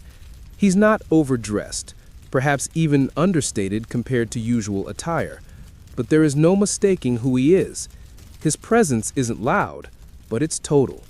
He removes his outer robe, revealing a softer garment beneath, fine cotton, unpatterned. The attendants bow and exit, backs bent, eyes averted. In moments, the couple is alone. And so it begins. Or doesn't. That's the strange part. No one knows what happens next. Not really. The moment the doors close, the history stops. What follows is speculation, imagination, soft speculation embroidered with silk and ambiguity. Perhaps the couple sits quietly. Perhaps they speak. Perhaps they don't. Perhaps the night is awkward, or ceremonial, or strangely tender. You'll never know. But what does follow, without fail, is the morning inspection. At dawn, before the palace fully wakes, the matron returns. She is not alone. A few chosen witnesses accompany her, all of women of rank within the harem, most of whom have done this many times before. They enter with solemn dignity, retrieve the cloth, and, if tradition has been fulfilled, nod in quiet satisfaction. The cloth is taken away, either cleaned and stored as a record, or, in some cases, destroyed after documentation. It's not about curiosity, it's about certainty. In this palace, everything must be verified. The women exit with the same silence they entered. No words spoken, no expressions exchanged, but the message is clear. The marriage is complete. The union is real. The machinery of dynasty has turned another silent click forward. Later that morning, you overhear muted conversation among the attendants. Someone mentions that the bride's breakfast has been delivered: figs, honeyed milk, a poached egg. The Sultan's breakfast is different: plain flatbread and sweet tea. You wonder if they eat together. Probably not. At least, not yet. Another matron is preparing the bride's garments for the morning audience. Yes, there's an audience. Not for the public, of course, but for selected women within the palace. It's a way to display the bride's new status, her upgraded jewels, her adjusted title, her new location in the sleeping quarters. You slip quietly into the background of the event. The bride is seated, now unveiled, her hair arranged in a new style. It's subtle, but those who know the codes see it immediately. She is no longer simply chosen. She is now installed. The change is registered in every gesture, the way others bow more deeply, the way her attendants now stand closer, the new embroidery along the hem of her sleeve. Someone brings in a gift, a tray of dates wrapped in silk. Another brings a necklace with 7 sapphires. A third offers a handwritten poem, unsigned but clearly composed by a high-ranking court official. The bride accepts each one with the serene composure that has become her signature. She smiles only once, and even then, just with her eyes. You step outside into the courtyard, where the morning light sparkles off the palace fountains. The air smells of citrus blossoms and burning sandalwood. You think of the night that just passed, a night shrouded in expectation, shaped by ritual, and anchored by a single cloth now locked away in some gilded chest. In most places, wedding nights are personal. Here, they are imperial procedure. Even the most intimate moment between two people becomes a matter of record. But that's the nature of empire. It observes, it records, it remembers, even what it cannot see. And as the sun climbs higher, casting long shadows across the tiles, you realize something that surprises you. There's peace in this predictability. The palace doesn't need spontaneity. It needs rhythm, order, ritual. Whether or not love bloomed last night is beside the point. What matters is that everything happened exactly as it was meant to. And in the Ottoman court, that was love enough. By now, you're starting to understand that nothing in this palace is ever quite what it seems. A door may look unassuming, but behind it could lie a room filled with jeweled books, A quiet corridor may hum with more political tension than a battlefield. And a marriage, well, a marriage might not really begin until long after the ceremony ends.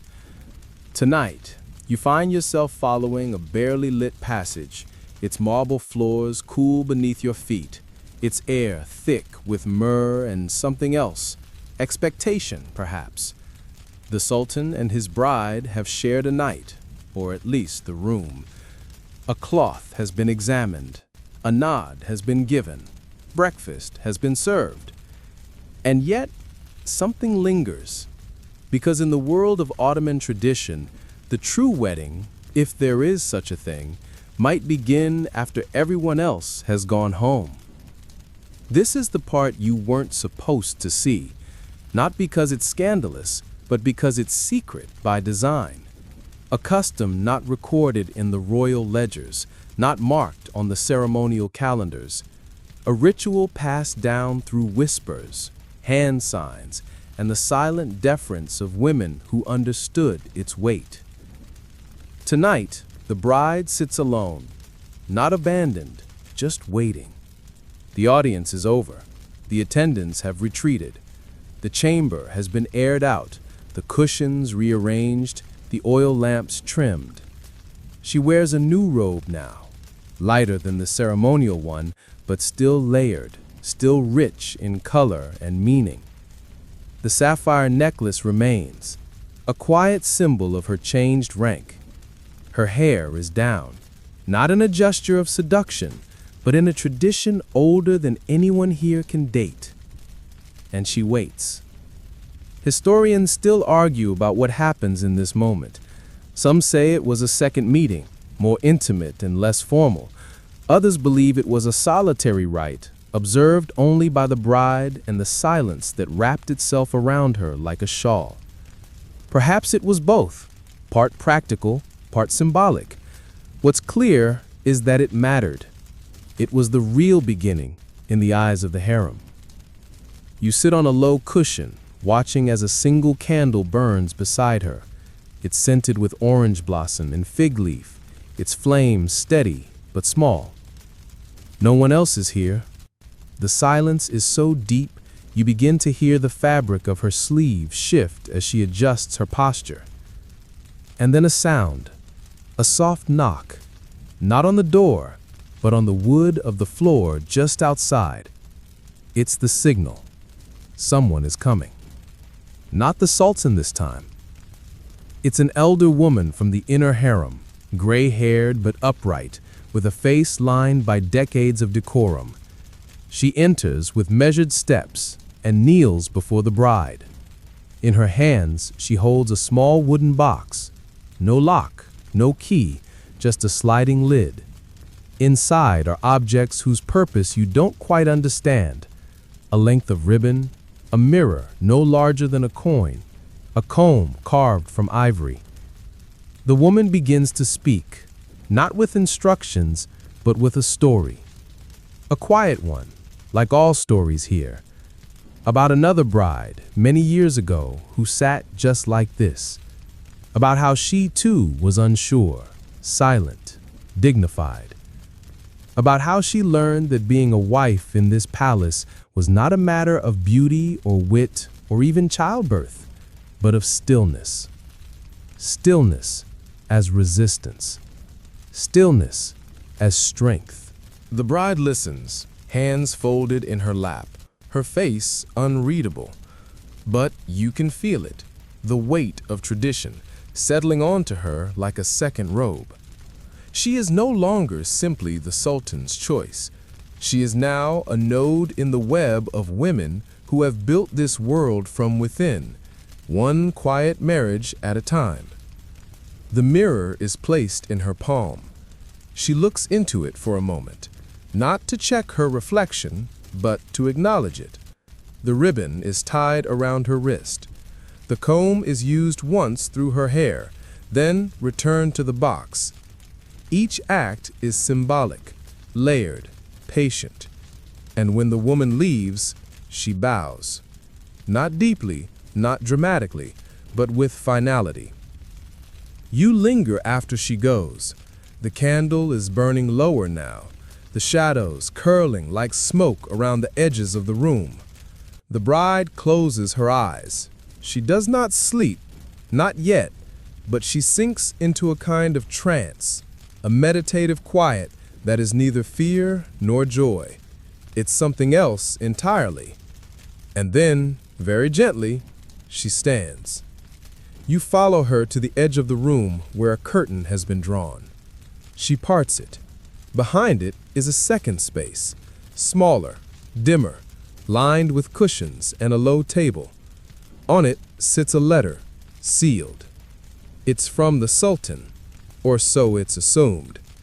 This too is part of the tradition, a note, not of love necessarily, but of acknowledgement, a formal welcome into his world, written in elegant script, unsigned, undated. Sometimes it contains a poem, sometimes a proverb, sometimes only a single sentence. She opens it slowly. Her eyes scan the page, but her expression remains unchanged. She folds it again and places it beneath the pillow on the inner divan. That's where it will stay, not to be reread, not to be shown, just held. Some say the letter is never written at all, that the attendants place it there, composed generations ago, reused endlessly like a script no one dares to revise. Some say each sultan writes his own. Some say it's the Valide Sultan who writes it, in his name. No one knows, and no one asks. What matters is the gesture. You sit back, allowing your own breath to slow to match the rhythm of the moment. The room is nearly dark now.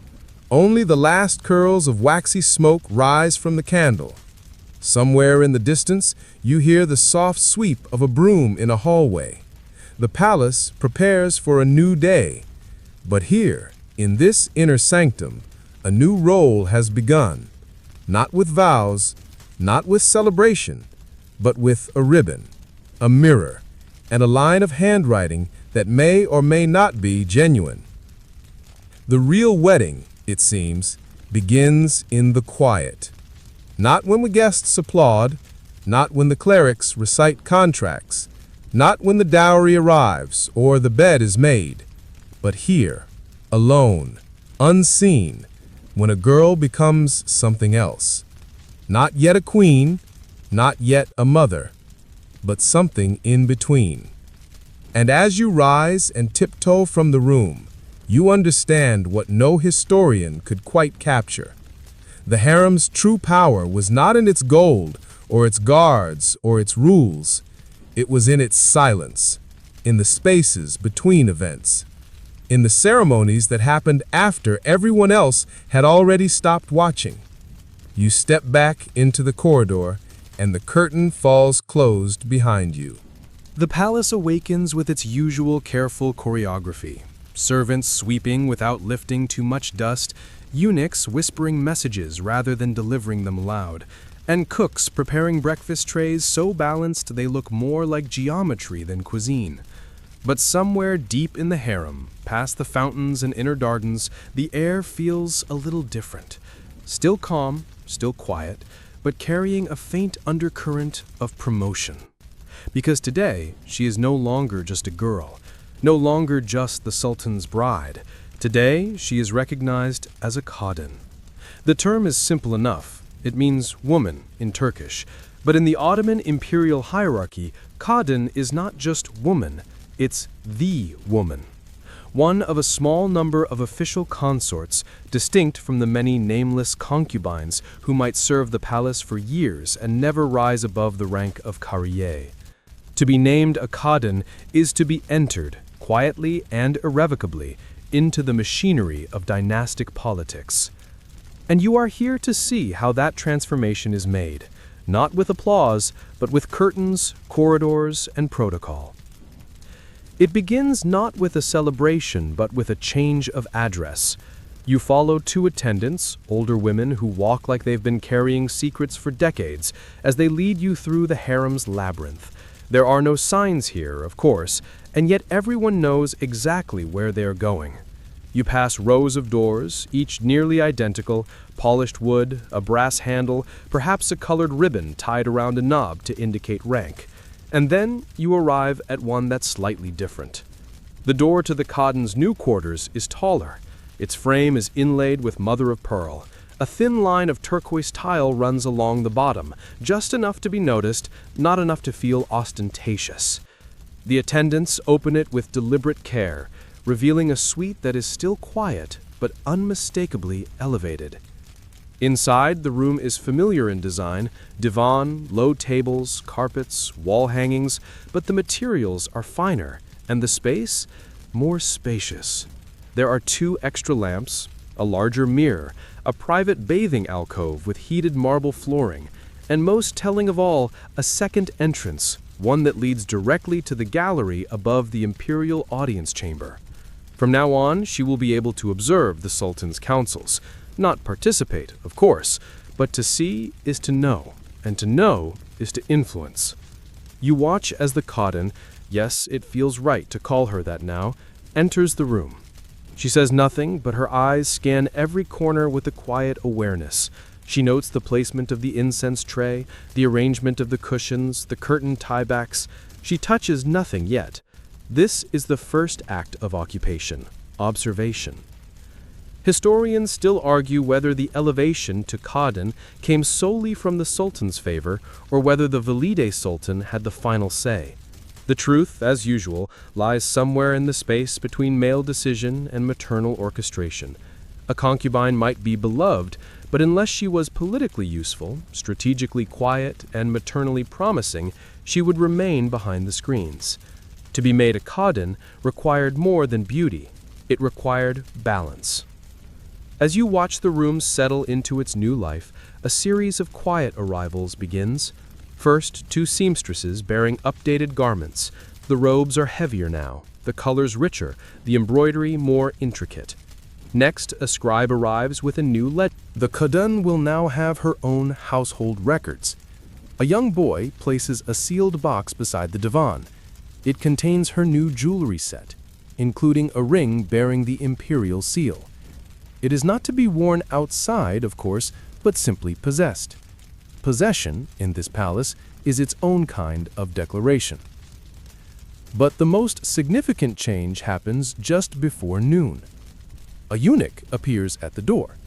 He carries a small brass bowl filled with rose petals and slips of paper. Each slip bears a name, not of people, but of rooms. Yes, rooms. Because with this new title comes a subtle but important privilege: rotation. In the Ottoman harem, Khadans did not share the Sultan's chamber by default. Instead, they were summoned according to a schedule, or more precisely, a tradition of rotation managed by senior staff and loosely approved by the Sultan himself. These rotations were meant to ensure fairness, to avoid jealousy, and to maintain a kind of emotional equilibrium within a system that politely pretended it didn't traffic in competition. The eunuch offers the bowl. The Khadan selects a slip of paper. She doesn't read it aloud, but you catch a glimpse. It bears the symbol for the East Room. That means she will be summoned within the next 3 nights. Maybe tonight. Maybe tomorrow. No one knows. Not even her. This is not about romance. It is about presence. To be present in the Sultan's chamber is to remain in his orbit, to be seen, if not heard, to be remembered, if not consulted, and most importantly, to potentially conceive a child. Because while beauty may secure a title, a son secures a legacy. But that's for another time. For now, the Khadan returns to her divan. A servant brings her lunch: spiced lamb, saffron rice, and a small cup of mulberry sherbet. She eats slowly, methodically. You notice she leaves the last bite untouched, not from lack of hunger, but from a tradition that says a woman should never appear too eager, even with food. Later in the afternoon, other women arrive to offer congratulations. Quiet ones. Nothing is spoken directly, but the bows are a touch deeper, the phrases a bit more deferential. One woman brings a gift, a delicate box of perfume oils. Another brings a single tulip bulb, carefully wrapped in silk. Symbolic, of course. The tulip represents beauty, loyalty, and the dangerous privilege of blooming in full view. You sit beside the lattice screen as the sun lowers, casting long shadows across the polished floor. Somewhere in the outer palace, music drifts faintly from a court musician practicing the oud. It's not for the Khadun, but it finds her anyway. She closes her eyes for just long enough for you to wonder if she's thinking about what comes next. Will she bear a son? Will she rise even higher? Or will she remain here, dignified and distant, a woman known by title but not by story? No one knows, not even her. Because the title of Khadun is not a guarantee, it's a threshold, a space between anonymity and influence, between luxury and danger, between being seen and being watched. And yet you sense no fear in her, only calm. Maybe that's the final lesson of the harem. The women who survive it don't rush, they observe, they wait. And when the moment comes, they move without needing to announce that they've moved at all. As evening falls, the door closes quietly. The candles are lit. The guards return to their posts. And the palace breathes in, then out. Another Khadun has taken her place. You are seated now on a stone bench in the third courtyard, just far enough from the kitchens that the scent of roasted lamb wafts past without making any promises. You hear the faint clatter of copper pots, the whisper of sandals on stone, and the low murmur of voices too disciplined to rise. It would be a peaceful moment, if not for the curious spectacle unfolding before you, a banquet, if one could call it that, for which no one seems to be enjoying themselves. This is the wedding feast of the imperial court, a tradition as old as the dynasty itself, and yet about as festive as a tax audit. You might be imagining long tables, raised goblets, and music played by lute-bearing minstrels. You wouldn't be alone, but here, in the cool shadows of Topkapi's inner halls, the celebration is defined not by joy, but by etiquette so rigid it could snap under the weight of a single misplaced spoon. The guests, carefully selected and seated according to rank, region, and relevance, arrive in solemn procession.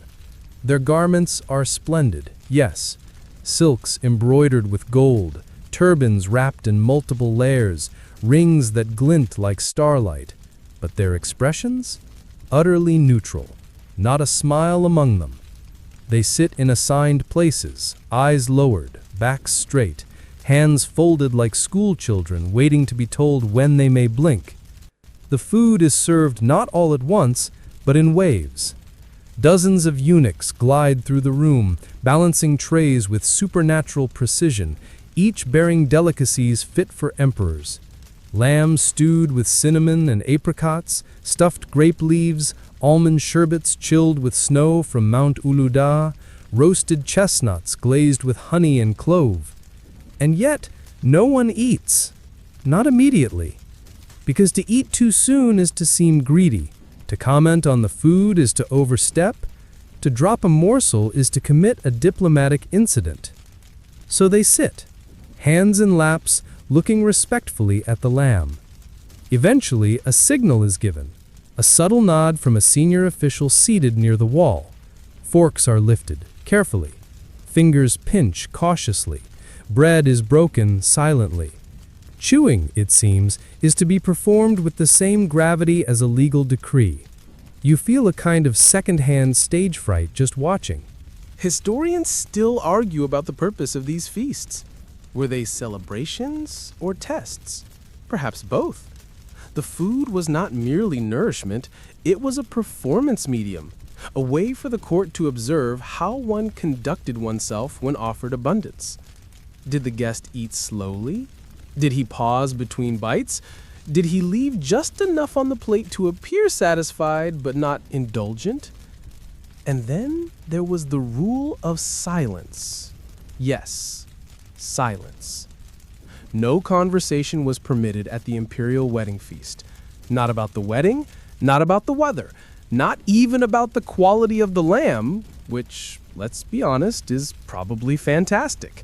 The only sounds allowed were the soft clinks of utensils and the subtle rustle of linen as guests dabbed their mouths with napkins so embroidered they could be framed. You might be wondering how one celebrates in silence. The answer? You don't. You demonstrate. You express your joy not through laughter or toasts, but through posture, restraint, and the careful selection of which dried fruits to accept from the final tray. Apricots, yes. Figs, perhaps. Anything too sticky or messy? Decline politely. Across from you, a foreign ambassador is seated. His mustache twitches slightly as he hesitates before taking a second spoonful of rice. You can almost hear the wheels turning in his mind. Is it permitted? Is it expected? Is he offending someone by liking the food too much? He eats the rice. Very slowly. Crisis averted. In the far corner, a calligrapher is seated with a small scroll. He is not there to eat. He is there to record. Every detail of the banquet will be logged. Who sat where, what was served, how many bites were taken, who wiped their hands on what. The account will be preserved in the palace archive, presumably next to other equally gripping volumes such as incense usage records, 1593 to 1601, and inventory of acceptable spoon widths. You observe that the Sultan is absent. This is not unusual. He may have made a brief appearance at the start, standing silently behind a lattice screen or appearing on a balcony for precisely 12 seconds. But the feast is not for him. It is for the institution, for the machine. He need not eat the lamb for the lamb to serve its purpose. And what of the bride? She is not present either. She has already withdrawn into the layers of the harem, her status elevated and her presence now symbolic. A single silk cushion is placed at the head of the table. Yes, a cushion, brocaded, perfumed, fluffed. A perfect placeholder for a woman whose job now is not to appear, but to exist in memory. You allow yourself to examine the dishes more closely as they pass by. There's something hypnotic about the repetition. Stewed quince, chickpea fritters, lamb with pomegranate, lamb with pine nuts, lamb with, well, just lamb. Each tray is more ornate than the last, and yet none of the guests seem capable of tasting joy. Perhaps that's the secret. The feast is not about enjoyment, it's about endurance. Even the sweets are ceremonious. You watch as trays of baklava are served, layered so thinly you suspect they were assembled by angels with tweezers. The guests accept them with mild nods. One man takes a bite so small you question whether it was symbolic. Another simply stares at his piece, as though waiting for it to blink first. The musicians begin to play, but not near the tables. No, they sit behind a screen, hidden, playing softly as if trying not to disturb the silence they're meant to complement. The instruments are gentle, a ney flute, a qanun, maybe a tambour. Nothing percussive, nothing joyful. Just long, winding melodies that seem to meander in circles, like a river that has forgotten where it was going. Somewhere in the background, incense is burning. You recognize sandalwood, perhaps a touch of ambergris. The smoke rises in perfect spirals, drifting toward the ceiling like thoughts that dare not be spoken. You're not sure how long the feast lasts. Time seems to bend in this room. Courses come and go. Dishes are replaced. Guests dab, sip, chew. Occasionally, someone blinks. And then, as quietly as it began, the meal ends. No applause, no speeches, no raising of glasses. Just a slow pushing back of chairs, a coordinated rise, and a series of perfectly synchronized bows. The guests file out as they arrived, slowly, formally, respectfully. The lamb is gone. The rice has been logged. The baklava has been eaten, or at least confronted. And somewhere, deep in the palace, a scribe is now completing a sentence that ends with appropriate solemnity. You remain for a moment longer, seated at the now empty table. A single fig remains on a plate nearby. You are tempted, but you don't reach for it. This is not a place where one acts on impulse. This is a place where the fig, like the bride, like the music, like the wedding itself, exists not to be enjoyed, but to be observed. And you do observe. Quietly, sleepily, perfectly. You leave the dining hall slowly, the taste of honey and protocol still lingering faintly in the air. Outside, the sky has deepened into a thick blue dusk, the kind that softens every edge. The marble pathways glow faintly under the flicker of lanterns, and the scent of extinguished candles clings to the corners like forgotten verses. The guests have retreated. The musicians have stopped playing. Even the fig on the plate has vanished, likely carried away by a servant so quiet that not even history noticed. And just when you think the night has offered all it can, when the court has folded itself into quiet satisfaction, when the ceremonies seem complete, there's a subtle shift. A different sort of procession begins. One without music, without guests, without even a pretense of celebration. Because tonight, the Sultan sends a gift. And not just any gift.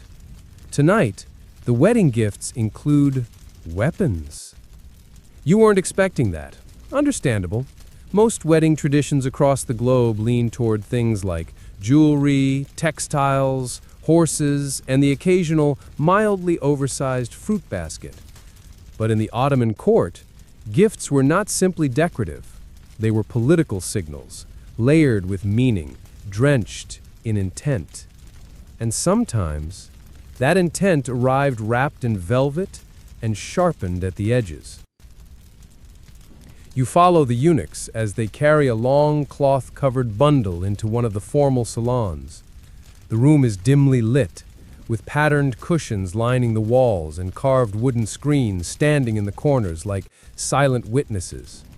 The guests today are not ambassadors or bureaucrats, but generals, advisors, the kinds of men who only smile when cities fall. The cloth is pulled back slowly to reveal a scimitar, its hilt inlaid with turquoise and lapis, its blade engraved with verses in Arabic script so finely etched they look like whispers turned to steel. The room doesn't gasp. These men don't gasp. But there's a subtle shift in posture. Shoulders square, heads tilt. This gift means something. It is not meant for use, not tonight, but it is meant to be seen. It says, the Sultan is still watching. The wedding has changed nothing. Or perhaps, the bride is favored, and so is her protector. Or, possibly, we remember who sent her. Historians still argue about what each weapon meant. Was it a reward, a warning, an heirloom returned to circulation, a coded message wrapped in silver? The truth, as always in this palace, lies in what's not written down. And this is not the only item. You move to another chamber, this one cooler, with windows open to the night air. Here, another gift is being delivered, a suit of armor, carefully reconstructed from older pieces. The breastplate is Ottoman, but the gauntlets appear to be Persian. The helmet, a domed cap with a chainmail veil, bears the insignia of a vanished dynasty. Who is it for? No one says. Perhaps it's for the Sultan's private collection. Perhaps it's intended as a gesture to the bride's family, a reminder of former alliances, older debts. Or perhaps it's meant for her unborn son. Yes, unborn, unimagined even, but anticipated, as every son must be. In the Ottoman world, succession was never guaranteed, but it was always planned. You sit on the edge of a low platform, watching as more gifts are brought in. Some are less martial. A dagger with an emerald pommel, a jeweled saddle, a scroll listing lands granted as dowry, fields in Rumelia, a warehouse in Aleppo, a vineyard near Burza. Each item is both generous and deliberate. The empire doesn't give lightly. Every gift is a coin with two faces, one of blessing, one of demand. And then comes something entirely different. A book. At first glance, it seems ordinary. Leather-bound, slim, the kind of object a scholar might tuck beneath their arm on a cold morning. But when it is opened, you see the calligraphy, the illumination, the delicate floral borders that bloom across every page. It's not a Quran, those are handled differently, with their own rites, but a collection of verses and court poems, some dating back 2 centuries. The final page, however, is blank. Not an oversight, a message, an invitation to continue the story. Perhaps the bride is expected to write in it, perhaps the Sultan, or perhaps it will remain blank forever. A gesture of open-ended possibility. In a world where so much is predetermined, the blank page is a rare and precious rebellion. You sit a little straighter, because these gifts, strange as they are, tell you something vital. They remind you that a royal marriage is never just about 2 people. It's a node in a much larger web. A wedding may seem private, sealed off behind velvet and marble, but in this court, it radiates outward, pulling in governors, generals, poets, merchants, tutors. Everyone must align themselves with the new reality. Even the items themselves are participants. You think again about the scimitar. It is not a toy, it is not ceremonial fluff. It may never be drawn, but its presence in the bride's chamber, resting near her dowry boxes, gleaming softly beside her mirror, says something that no document can quite capture. It says, "This marriage has teeth." Elsewhere in the palace, smaller gifts arrive from allies, tributary states, and hopeful climbers of the imperial ladder. A mechanical clock from Venice, a bolt of velvet from Cairo, a folding screen from Isfahan, all delivered with perfect timing, all with little notes attached, never addressed directly to the bride, but always in her name. In this world, even the direction of the envelope flap can imply intent. Back in the bride's chamber, a servant is placing the gifts in careful order. The dagger goes near the incense burner, the book beneath the pillow. The armor? It stands quietly in the corner like a guest who doesn't talk much, but definitely listens. The bride walks through the room now, not touching anything, but pausing to look at the saddle, the scroll, the blade. Her face betrays nothing. She has been trained for this. You wonder what she thinks. Does she find comfort in these symbols? Power? Or do they feel like responsibilities, sharpened and wrapped in ribbon? Perhaps she understands them better than anyone, because in this palace, to be a wife is to be a diplomatic presence, a living treaty, a carefully planted flag. She may not lead the troops, but she can grant lands. She may not write laws, but her suggestion can become decree. And her wedding chest may contain velvet robes and silver mirrors, but also armor and weapons, and a silence sharper than steel. Outside, the night deepens. The gifts are in place. The guards resume their posts. The flickering oil lamps seem to bow their heads. And you? You rise quietly from your seat, stepping carefully past the scimitar, the scrolls, and the blank page. You understand now that the most meaningful part of the wedding didn't happen during the ceremony or the feast. It happened here, in a room where a woman walks past a weapon and knows it was not given to frighten her, but to acknowledge her, to honor the fact that she, too, is a kind of blade. You're back in the courtyard again, somewhere between twilight and full night, when the palace seems to breathe the slowest. The fountains whisper. The trees barely move. Even the guards, always upright, always alert, shift a little less now. The empire is drowsy, but the story, as always in these walls, refuses to sleep just yet. Because tonight, beneath all the quiet elegance and ritual precision, something trembles slightly. The palace doesn't say it aloud, of course, but you feel it in the marble, in the glances, in the way even the eunuchs seem to walk a bit more carefully than usual. You've heard the saying before, a wedding can make a dynasty, or it can end one. And tonight, we tiptoe into the story of the wedding that toppled a dynasty. His name was Sultan Ibrahim I, though history, never known for its tact, would eventually call him Ibrahim the Mad. And she, his bride, was Huma Shah Sultan, a name that means phoenix, though she would spend her brief time at court trying not to catch fire. Their wedding, by all accounts, was magnificent. Not unusual in terms of form. There was still no music, no public affection, no festive speeches, but what made it different was the scale.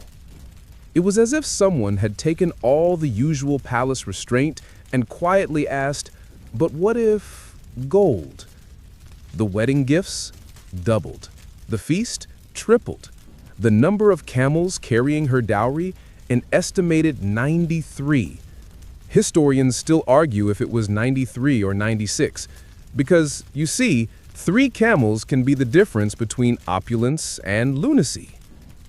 You walk now through a restored corridor near the inner treasury. They say this very hall was stacked floor to ceiling with gifts from Ibrahim to Huma Shah, bolts of silk from Persia, crystal pitchers from Bohemia, a hand-carved cradle inlaid with mother-of-pearl, before there was even a child to put in it. That wasn't even the strangest gift. According to one deeply uncomfortable court record, the Sultan ordered 500 ermine-lined robes for his bride, not because she needed them, but because he wished to see her wear a different one each time she entered a room. The fact that she, in fact, did not enter 500 rooms in a day seemed to concern no one, except perhaps the treasury, because the empire was beginning to buckle. The people were hungry. The janissaries were restless. Silver was growing scarce. And yet the Sultan continued, building fountains in her name, naming entire provinces after her pets, commissioning portraits of her in pearls and armor. One ambassador described the atmospheric court as a gentle panic powdered with rosewater. And then came the bathhouse scandal. You pause at the gates to the harem baths, still operational, still faintly perfumed with lavender and mint. The story goes that Ibrahim, besotted beyond reason, flooded the imperial bath with rose oil and filled it with hundreds of women dressed only in gauze and instructions to praise the bride's virtues.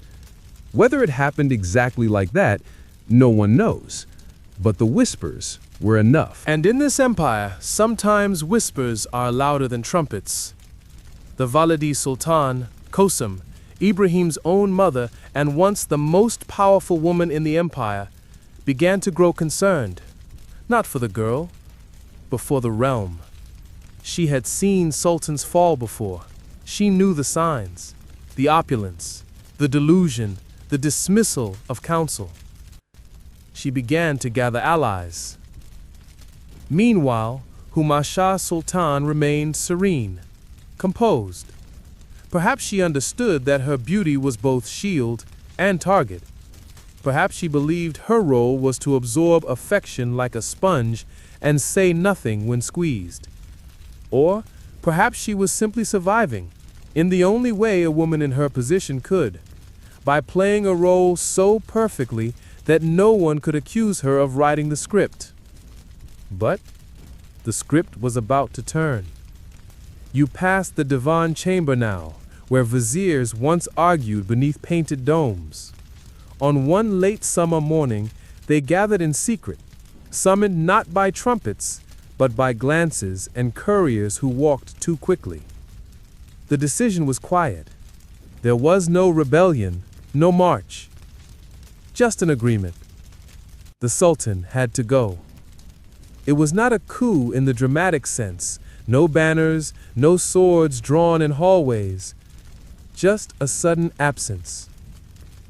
Ibrahim was taken, gently, to the cafes, the gilded cage within the palace, where unfit sultans were kept. It was once a place of safety, then a place of fear. Now it was a tomb without a stone. Humasha? She vanished from the record soon after, not literally, but figuratively. No longer center stage, no longer the recipient of silver fountains in lion cubs and velvet collars. She lived on, yes, but not as a phoenix, as a footnote.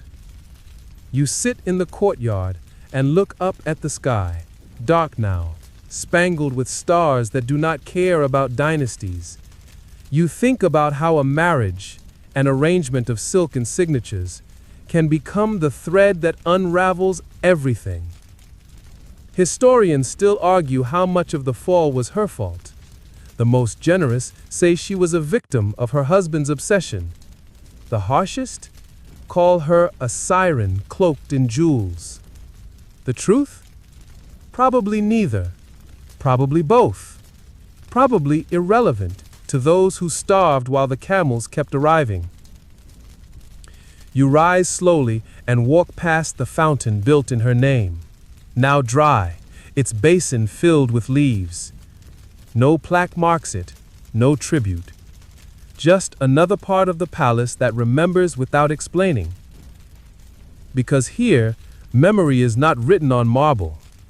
It's carried in the quiet shifts of colossi, in the sudden repainting of rooms, in the way a name is spoken more softly, until it isn't spoken at all.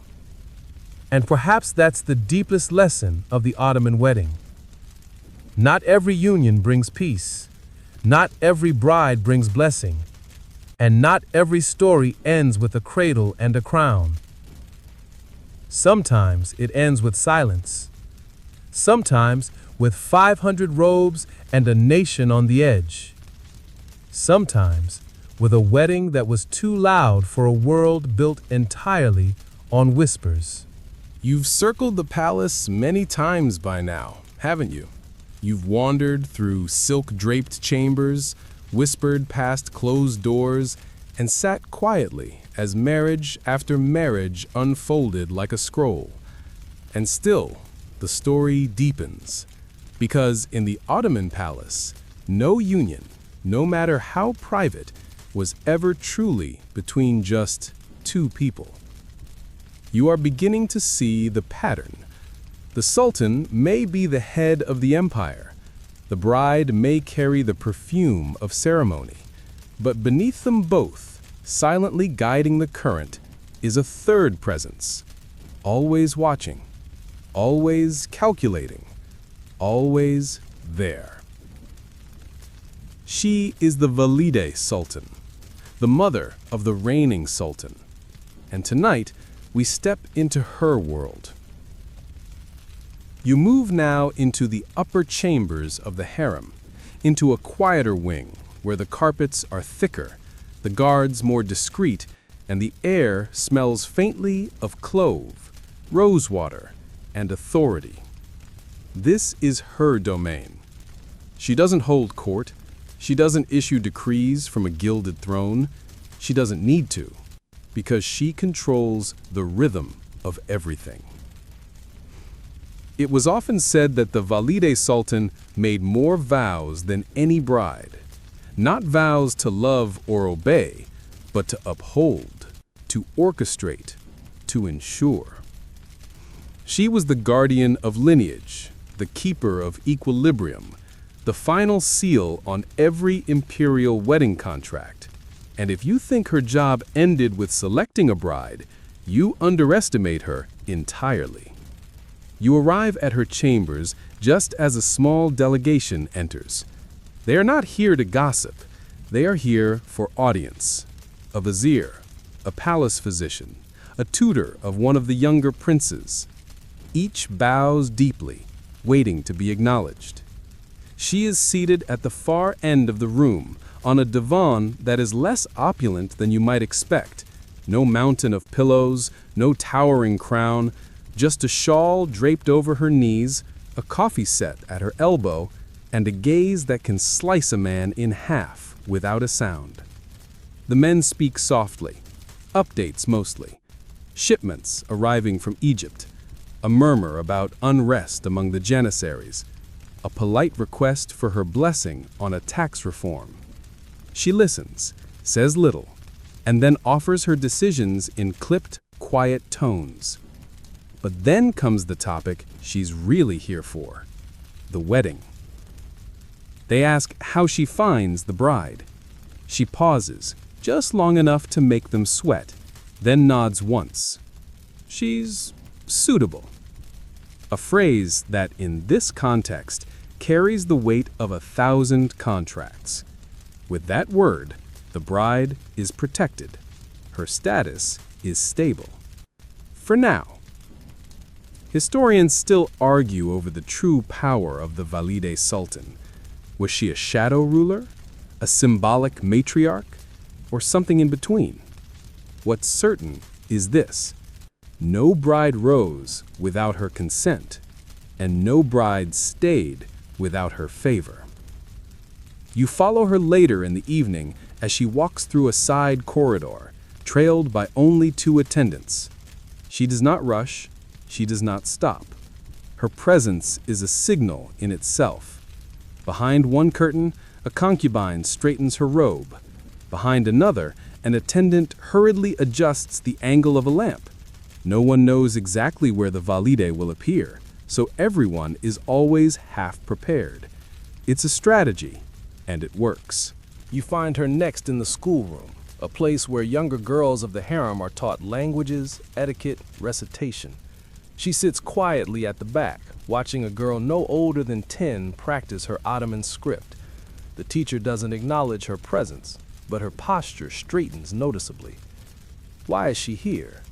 Because every future Kadim, every potential bride, is already part of her long game. She watches the students not just for intelligence, but for temperament. One girl glances up, meets her eyes for a half second, and then returns to her writing. The Valide Sultan smiles. It's barely noticeable, but it's there. She is not sentimental.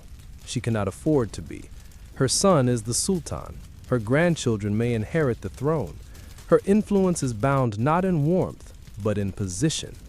And yet, there is a moment. Later that night, she receives a private visit from the bride. Not formally, not publicly, just a quiet visit in her inner salon. You are there, on the fringe, pretending to be invisible. The bride bows deeply. The Valide Sultan does not rise. They speak briefly. The older woman asks about her health, her chambers, her sleep. The bride answers with grace, neither too eager nor too cold. A tray of sweets is passed between them, candied almonds, a gesture of courtesy. Then the older woman offers something unexpected, a ring. It is not ornate, no gemstones, just a thin band of silver worn smooth by time. She places it into the bride's palm and says, "My mother gave it to me the night after my wedding." That's all. No explanation, no advice, but the meaning is clear. Continuity. This is what the Valide Sultan guards most fiercely, not just tradition, but the invisible thread that binds generations, a thread made not of silk, but of survival, of selection, of quiet approval passed down through glances and gestures. You walk with her one last time through the outer garden. She moves slowly now. Her power is not in movement, but in momentum. Every step she takes has 100 steps behind it, choices made decades ago, investments in people and rituals and influence. She passes a jasmine bush. A cat darts across the path. Somewhere behind you, the muezzin calls the night prayer. The Valide Sultan does not pause. She doesn't need to pray aloud. Her prayer is the empire itself, humming softly through the corridors she spent a lifetime mastering. As she returns to her chamber, attendants bow and fade. The curtains are drawn, the lamps dim. And you realize something startling. The wedding didn't happen for the Sultan. It didn't happen for the bride. It happened for her. Because without her nod, without her guidance, without her carefully maintained structure of favor and silence and precedent, the entire marriage would have crumbled beneath its own weight. In this palace, she is the unspoken vow, the eternal witness, the architect of order. And though her own wedding was likely just as silent, just as restrained, its echo still shapes the lives of those who came after. She makes no speeches, she does not attend the feast, but she makes more promises than anyone, and she keeps them all. By now, the palace feels like a living memory. Its marble corridors hold your footprints as if they've been expecting them. The lamps flicker not just with flame, but with familiarity. You no longer flinch at the silence. You move within it, part of its rhythm, letting it rock you gently through halls of velvet, saffron, and unspoken glances. Tonight, there is motion. Something ceremonial, again, but different. This time, it's outside. In the open courtyards, along the garden paths, through the streets just beyond the palace gates. You hear the drumming. Not loud, never that, but steady, rhythmic, purposeful. Because tonight is the wedding procession, or at least the part of it that the public is allowed to see. It's important to note that this isn't a typical parade. There are no dancers, no flower-throwing children, no waving from carriages. The Ottomans weren't interested in flamboyance for its own sake. Every step, every trumpet note, every lifted standard has been measured, timed, polished to a sleep-inducing shine. And so, you join the quiet crowd, diplomats, merchants, curious citizens, all lined up along the path where the imperial wedding procession will pass. You shuffle your feet, adjust your robe, blink against the sun. There's a soft murmur, quickly swallowed by anticipation. And then, it begins. First come the standard bearers, young men in crimson robes carrying poles topped with golden crescents, silken tassels, and the tugra of the Sultan. Their faces are serene, but you can tell they've been practicing this walk for weeks. The poles are heavy. The pace is exact. They march not in haste, but with a gravity designed to communicate, this is the empire. This is what it looks like when it moves. Behind them, musicians, though they play so softly you almost have to squint your ears. Flutes, frame drums, a zurna or two. The melodies drift like incense, weaving through the air rather than claiming it. It is not music to stir your heart. It is music to remind you of hierarchy. And then come the camels, always the camels. Dozens of them, maybe more, each adorned in embroidered cloth and bearing chests that once carried the bride's dowry. Now they serve as mobile symbolism, winding through the streets, as if to whisper, this marriage is wealth. This marriage is stability. This marriage came with 400 yards of Damascus silk and a full tea service. The crowd watches silently. Applause would be inappropriate. Cheers would be confusing. Instead, everyone simply nods. Perhaps one or two men muttered to their sons, "That's the dowry train." A child tugs at his mother's sleeve. She shoos him gently. "Not here. Not now." And still, the procession continues. There are dancers, but not in the way you're imagining. These are not performers meant to dazzle or delight. They are dervishes, whirling slowly in long white robes, their hands outstretched, eyes half closed. They turn and turn and turn, not for you, not for the Sultan, but for God. And yet their presence in the wedding procession is deliberate, a reminder that all unions are, in the end, under divine jurisdiction. You move with the crowd as the parade turns through the outer gardens of the palace. The petals from the almond trees drift gently in the breeze, catching in beards, on shoulders, in the tiny folds of embroidered collars. Even nature seems to have rehearsed. And now, finally, comes the carriage. It's not extravagant, at least not outwardly. No golden wheels, no crystal panels, just a beautifully crafted wooden chamber, covered in embroidered silk and drawn by 4 horses so perfectly matched they look copied and pasted. Inside, presumably the bride, or maybe not. Sometimes it's symbolic. Sometimes she's already inside the palace, sipping pomegranate sherbet, watching her own procession from a lattice window. It doesn't matter. The carriage is not for transport, it is for effect. The crowd bows their heads as it passes, not to the woman inside, but to the idea of her. Behind it walk the palace women, veiled, cloaked, and dignified. Not all of them are visible. Some are hidden behind finely woven screens carried on litters. Others walk with attendants on either side, creating a moving curtain of modesty. There is no chatter, no waving. Their silence says, "We are the harem. We are the empire's secret."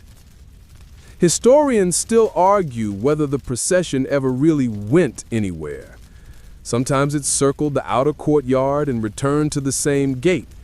Sometimes it passed through a few symbolic streets before returning to the harem. One ambassador complained that he stood in the same spot for 4 hours, only to discover he'd missed it while adjusting his shoe. But that, perhaps, is the point. This isn't a parade. It's a loop of reassurance, a public reminder that things continue, that a marriage has occurred, that the system still functions, that the bride has brought beauty and the groom has offered favor, and the empire still knows how to march in time. You lean against a column now, the procession behind you, the breeze returning. One of the camel handlers wipes sweat from his brow and ties a new charm around the beast's neck. An old woman near the wall drops a coin in thanks, though it's unclear what exactly she's grateful for. The sky begins to dim. Inside the palace, the bride is back in her chamber. Perhaps she watched, perhaps she didn't. Perhaps she sits now with a mirror, adjusting her veil, remembering how her carriage glided along the marble. Or maybe she's already forgotten it. Just another ritual in a life defined by ritual. Elsewhere, the Sultan receives a quiet report. The procession completed, the crowd orderly, the musicians on tempo. He nods once, dismisses the messenger, and returns to his fig. You return too, to the quieter corners of the courtyard. You sit near a fountain whose water never splashes, only murmurs. The petals drift across its surface, forming tiny islands of celebration. And you reflect on what you've just seen. A procession that went nowhere. A parade with no cheering. A bride who may or may not have been present. And yet it meant something. Because in this world, movement is meaning. To walk through the garden is to reaffirm the system. To ride in the carriage is to declare one's station. To be seen just once through a veil is to shift the balance of power. It is not a celebration in the way you might expect. It is a confirmation. And tonight, as the guards resume their posts and the last rose petal is swept from the cobblestones, the message remains. The marriage happened. The empire noticed. And the path, though it may have looped, was walked with purpose. The corridors of the palace are quieter now, as if the very stones are exhaling after the slow-motion ceremony of the wedding procession. You wander back inside, your steps muffled by the plush carpets and the thick weight of centuries. But even with the fanfare concluded and the veils drawn, the story of an Ottoman wedding isn't over. not by a long shot. Tonight, we enter the realm of secrets.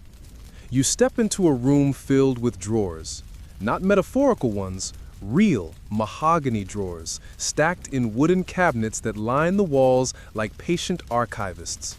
The air smells of rose oil, parchment, and a hint of anxiety. This is a place few were allowed to enter. It's not the Sultan's treasury or the harem's private quarters. It's the record room of the imperial scribes. And within it, you find what no parade will show: letters, lies, and lovely sapphires.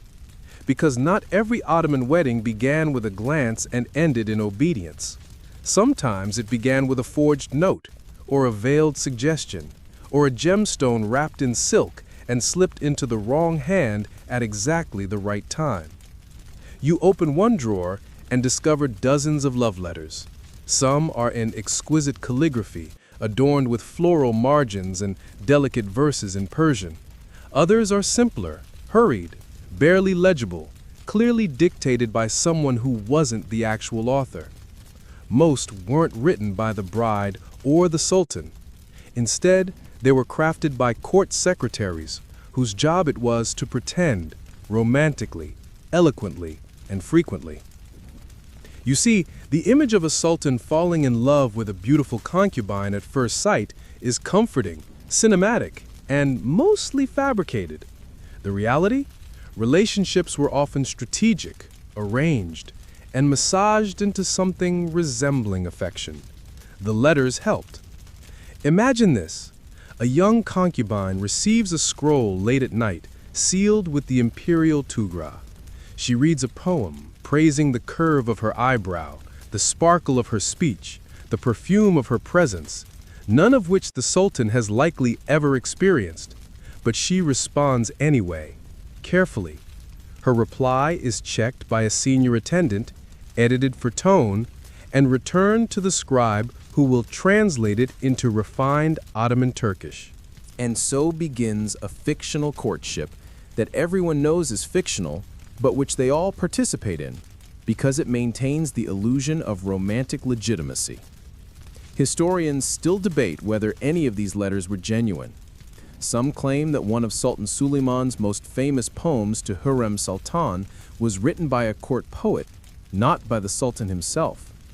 Others argue that even if he didn't pen it, the sentiment was his. And isn't that what matters? You close the drawer gently. Next to it is a smaller chest, covered in velvet and marked with a faded gold ribbon. You open it slowly. Inside, gifts. Not the grand public kind, no robes or ivory boxes here, but tiny tokens, each with its own whisper of manipulation. A comb carved from sandalwood, a brooch set with lapis, a miniature perfume bottle still half full with a citrus scent that lingers like memory. These were often gifts between rivals, or from courtiers to concubines, or even from the Valide Sultan to a prospective bride, always with a layer of meaning buried beneath the glitter. That sapphire pendant you're looking at? It wasn't chosen for its beauty. It was chosen because it once belonged to a previous consort, and passing it down was a message, a blessing, or a threat, or a quiet reminder. You're not the first. You won't be the last. You exit the room, blinking at the shift in light. Outside, in the long colonnade of the harem, a group of attendants are whispering over a folded letter. One of them tucks it into her sleeve with a practiced motion. It will be delivered to someone important, but it will be unsigned and the script will be deliberately unfamiliar. This is the art of fabricated intrigue. One of the most quietly powerful tactics in the palace was the false suitor strategy. Let's say a sultan shows interest in a particular woman, but the Valide Sultan isn't sure about her, or another consort feels threatened, or a grand vizier wants to tilt the balance of favor in a different direction. So they invent a suitor. A forged letter arrives, purportedly from a minor prince in a neighboring court, expressing admiration for the young lady in question. Perhaps it includes a gift, Perhaps it's just words. Either way, it's enough to seed doubt in the Sultan's mind. If she was mine, why does another man want her? Sometimes the scheme works. The girl is sidelined, reassigned, ignored. Other times, the Sultan becomes possessive, moving her up the ranks more quickly. Either way, the chessboard moves. The game continues. You lean against one of the pillars and watch the lamps being lit. The courtyard glows in quiet gold. A tortoiseshell cat brushes past your ankle and disappears into a side arch.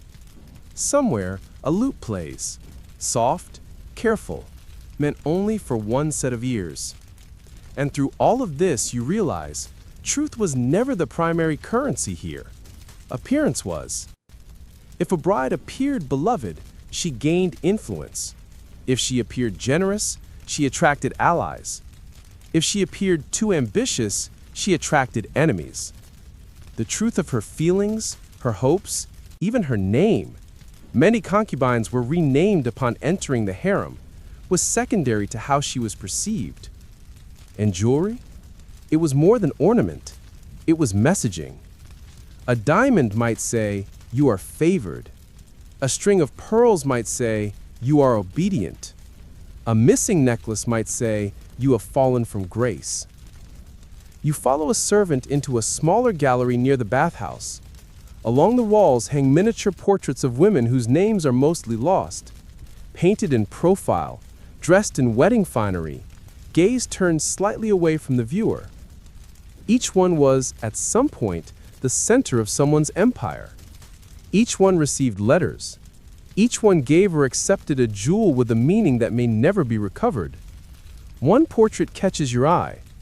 The woman wears a simple gold earring, nothing elaborate, but the background is different. Deep indigo, almost black. A sign, perhaps, of mourning, or mystery, or a subtle attempt to set her apart.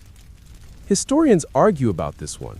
Some claim she was the lover of two sultans in succession. Others say she was the sister of a foreign ambassador smuggled into the harem under a false name. The truth? No one agrees. Because in the Ottoman palace, truth was always negotiated. And yet, beneath the lies, beneath the sapphires, beneath the letters dripping with borrowed affection, there were people. Women who smiled even if they weren't sure they wanted to. Men who wrote verses for another man's beloved. Mothers who traded honesty for stability. And brides who wore gems they never chose, in weddings they never planned, for futures they could never predict. You step back out into the corridor. A breeze lifts the corner of your robe. The lamps flicker in response. And you carry with you the strange, sleepy knowledge that in this empire, marriage was both performance and prophecy, and that sometimes the most important part of the wedding wasn't the moment they said yes. It was the moment someone else wrote it for them. The palace has grown quiet again. You tread softer now, your steps almost in rhythm with the hush that clings to the walls. Somewhere, deep within the harem, laughter flickers and fades. But here, in the secluded wings and shaded arcades, you begin to sense a different kind of presence. Not of brides preparing for marriage, nor concubines hoping for favor, but of those who remain. This is the section of the palace occupied not by hopeful glances or fresh silks, but by women whose stories have already played out. You've reached the quiet world of the widows who stayed on. It's a strange, almost hidden chapter in the Ottoman marriage tradition, one you wouldn't have seen in the grand ceremony, or heard whispered in the love letters, or noticed during the delicate gift exchanges. These women, once brides of sultans, don't command attention anymore, but their lives still stretch on, curled like thread in the corners of empire. You went to a chamber that smells faintly of lavender and ink. Its walls are lined with books, not religious texts or state documents, but collections of poetry, household accounts, and private journals, bound in worn leather. You pull one from the shelf, run your fingers over the edges, and realize it belonged to a former imperial consort, married once to a man who no longer walks these halls. But she is still here. That's the first thing you must understand. In the Ottoman palace, marriage didn't always end with death. Or rather, it didn't mean departure. Widowed wives of sultans were rarely exiled or released. Instead, they simply shifted status, becoming quieter, dimmer presences, drifting deeper into the architecture of Topkapi, like lingering perfume. And there were many of them. Some lived in modest apartments near the back courtyards, surrounded by old servants and former attendants who stayed out of loyalty or habit. Some became patronesses of mosques or bathhouses, commissioning public works as quiet declarations that they still held relevance. Others withdrew completely, their veils thicker, their appearances rarer, as if they were slowly dissolving into silk. You walk past one such apartment now. The door is half closed, the curtains drawn. You glimpse a figure within, older, dignified, perhaps once a favorite. She is seated on a low divan, her hands busy with embroidery.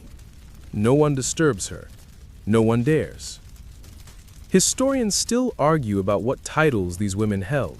Were they still considered kadin, even after the Sultan's death? Or did they become something else entirely? Harem ghosts, as one European visitor unkindly called them. Officially, they remained part of the imperial household. Unofficially, they became symbols of the past. And yet, not without purpose. You take a seat beneath a cedar window lattice and watch as a young attendant brings tea to one such widow. She accepts it with a soft nod, her movements slow but elegant. Her room is sparse. No bright cushions, no golden trays. Just a few books, a prayer mat, and a framed piece of calligraphy bearing the phrase, Sabir güzeldir. Patience is beautiful. Her patience has been tested.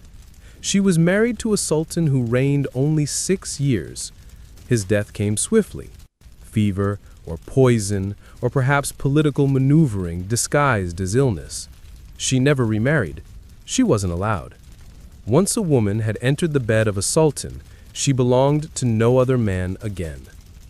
It sounds romantic, perhaps, noble, even sacred. But to her it meant a lifetime of waiting. She outlived her husband by 43 years. You wonder what she did in all that time. Did she think of him?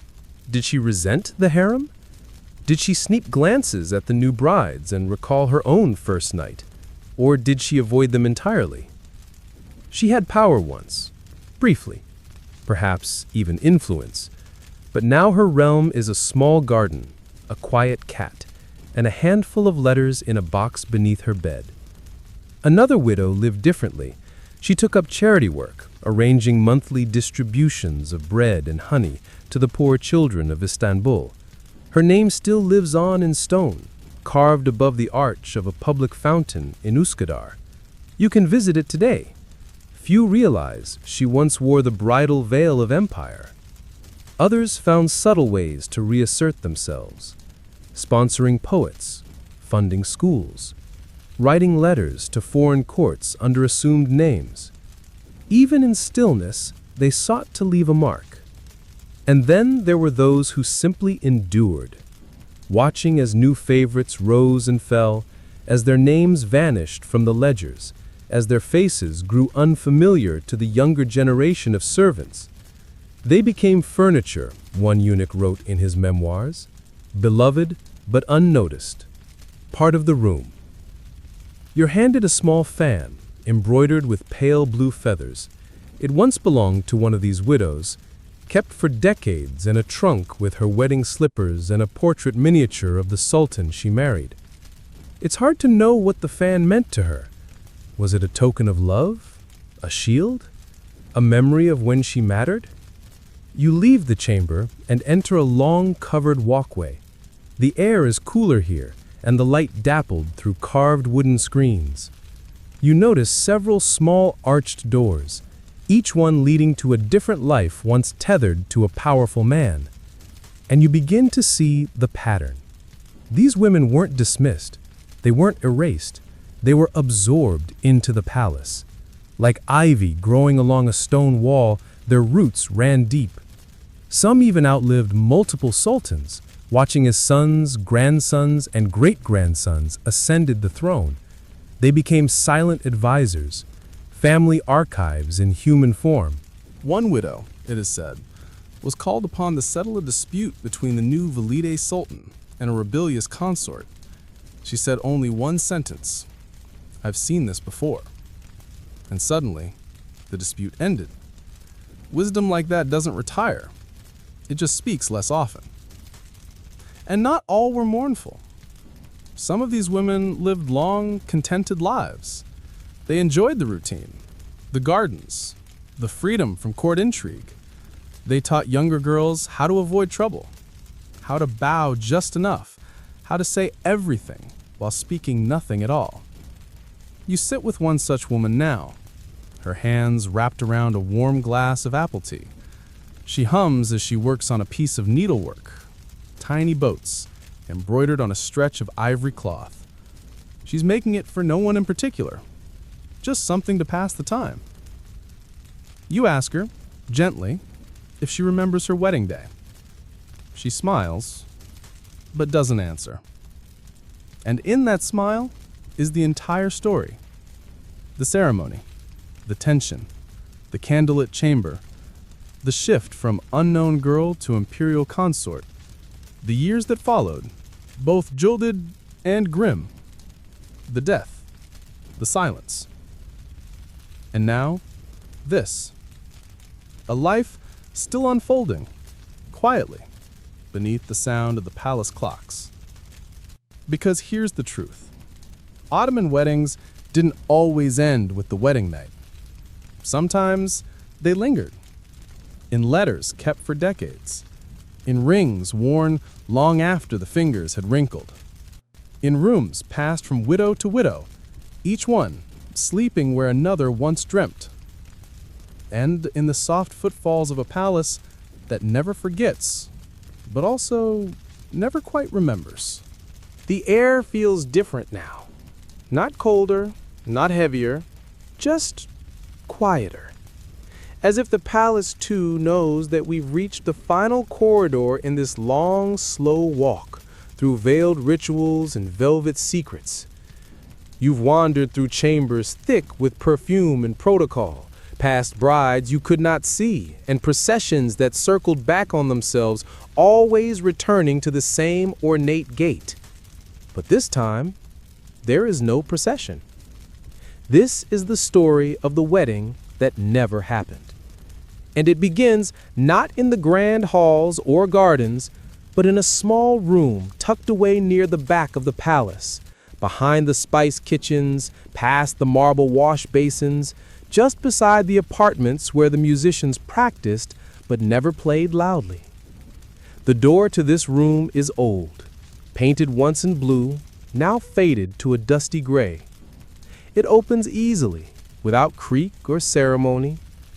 Inside, stillness. There is a bed, untouched, a tray with dried rose petals, a mirror with a tiny crack in its frame, and a pair of embroidered slippers perfectly placed, as if waiting for their owner to step into them and take the first walk of a new life. But she never did. The records say little, just a name, a few notes about lineage, an intended date marked in ink that has long since faded. She was chosen to marry a sultan. The preparations were made. The chamber was arranged. The dowry had begun its slow procession across Anatolia. Even the servants had been briefed. And then, nothing. No official reason was ever entered into the imperial ledger. No declaration of cancellation, no reassignment. Just a blank space where the marriage should have been. You sit on the edge of the bed and feel the weight of the silence. What happened? Perhaps the bride fell ill. A fever, a fainting spell, enough to delay, then to forget. Perhaps the Sultan changed his mind. A shift in preference, a new favorite, a whisper from his mother. Perhaps a political deal fell through. Alliances rearranged, families offended, provinces retracted. Or perhaps nothing happened at all. Perhaps she was simply left waiting. Historians still argue over this. Some suggest she died before the ceremony. Others propose a quiet scandal, a secret letter intercepted, a promise made to someone else. One theory even imagines that she ran, disguised as a servant, slipping through the back corridors under cover of night. There is no proof, only suggestion, only the room. And the room tells its own story. The linens were never washed. The candles were never burned. The basin was never filled. Time stopped here, not abruptly, but softly, like a curtain drawn against the light. Everything in its place, but unused. A museum of what almost was. You trace your fingers across the wooden screen, delicate carvings of flowers, lotus, pomegranate, iris, each symbolizing fertility, beauty, and abundance. Someone chose them carefully. Not the bride, most likely, but someone. A servant, perhaps. A senior consort. A eunuch who knew what each flower meant and thought the bride might like them, or not like them. It doesn't matter now. You stand, walk to the window, and look out onto a garden so secluded it doesn't even appear on most maps of the palace. A walled grove of cypress and quince, where the breeze seems to hesitate before entering. This would have been her garden, once married, a place to walk, to think, to breathe between obligations. Now it belongs to no one. The trees still blossom, the shadows still fall, but there are no footsteps in the dirt paths. The wedding never happened. And yet the preparations did. That's the quiet tragedy, that all the rituals were performed, all the codes followed, the dowry was packed, the letters were drafted, the musicians were taught the tune they would never play, the mirror was polished, the scent was selected, orange blossom and cardamom, and she, whoever she was, had learned how to bow, how to speak, how to fold herself into the shape of a wife. And then she waited, and waited, and eventually was forgotten. Not erased, not dismissed, just quietly removed from the story. You leave the room slowly, closing the door without sound.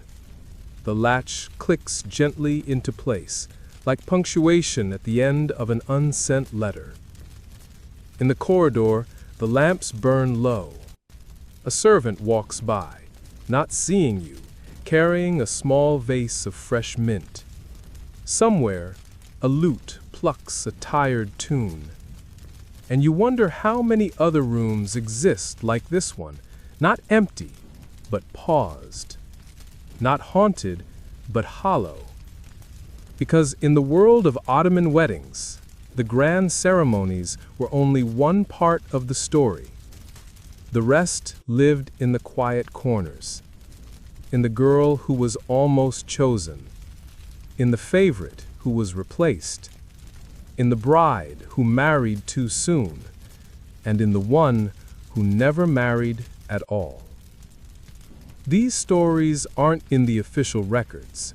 They don't have golden signatures or sapphire rings, but they linger, like scent in fabric, like echo in marble, like silk folded and refolded until the crease disappears, but never really goes away. You stop beside a window overlooking the Bosporus. The water moves slowly, indifferently, as it always has. Across it, ships glide, carrying spices, letters, secrets. Somewhere, perhaps, a descendant of the bride who never was walks the streets of another city unaware that her life was once almost imperial. And you, drifting now, drowsy with centuries of soft ceremony, let the silence take you in. Because even the wedding that never happened has a place in the palace, a space, a silence, a room waiting. The palace is still.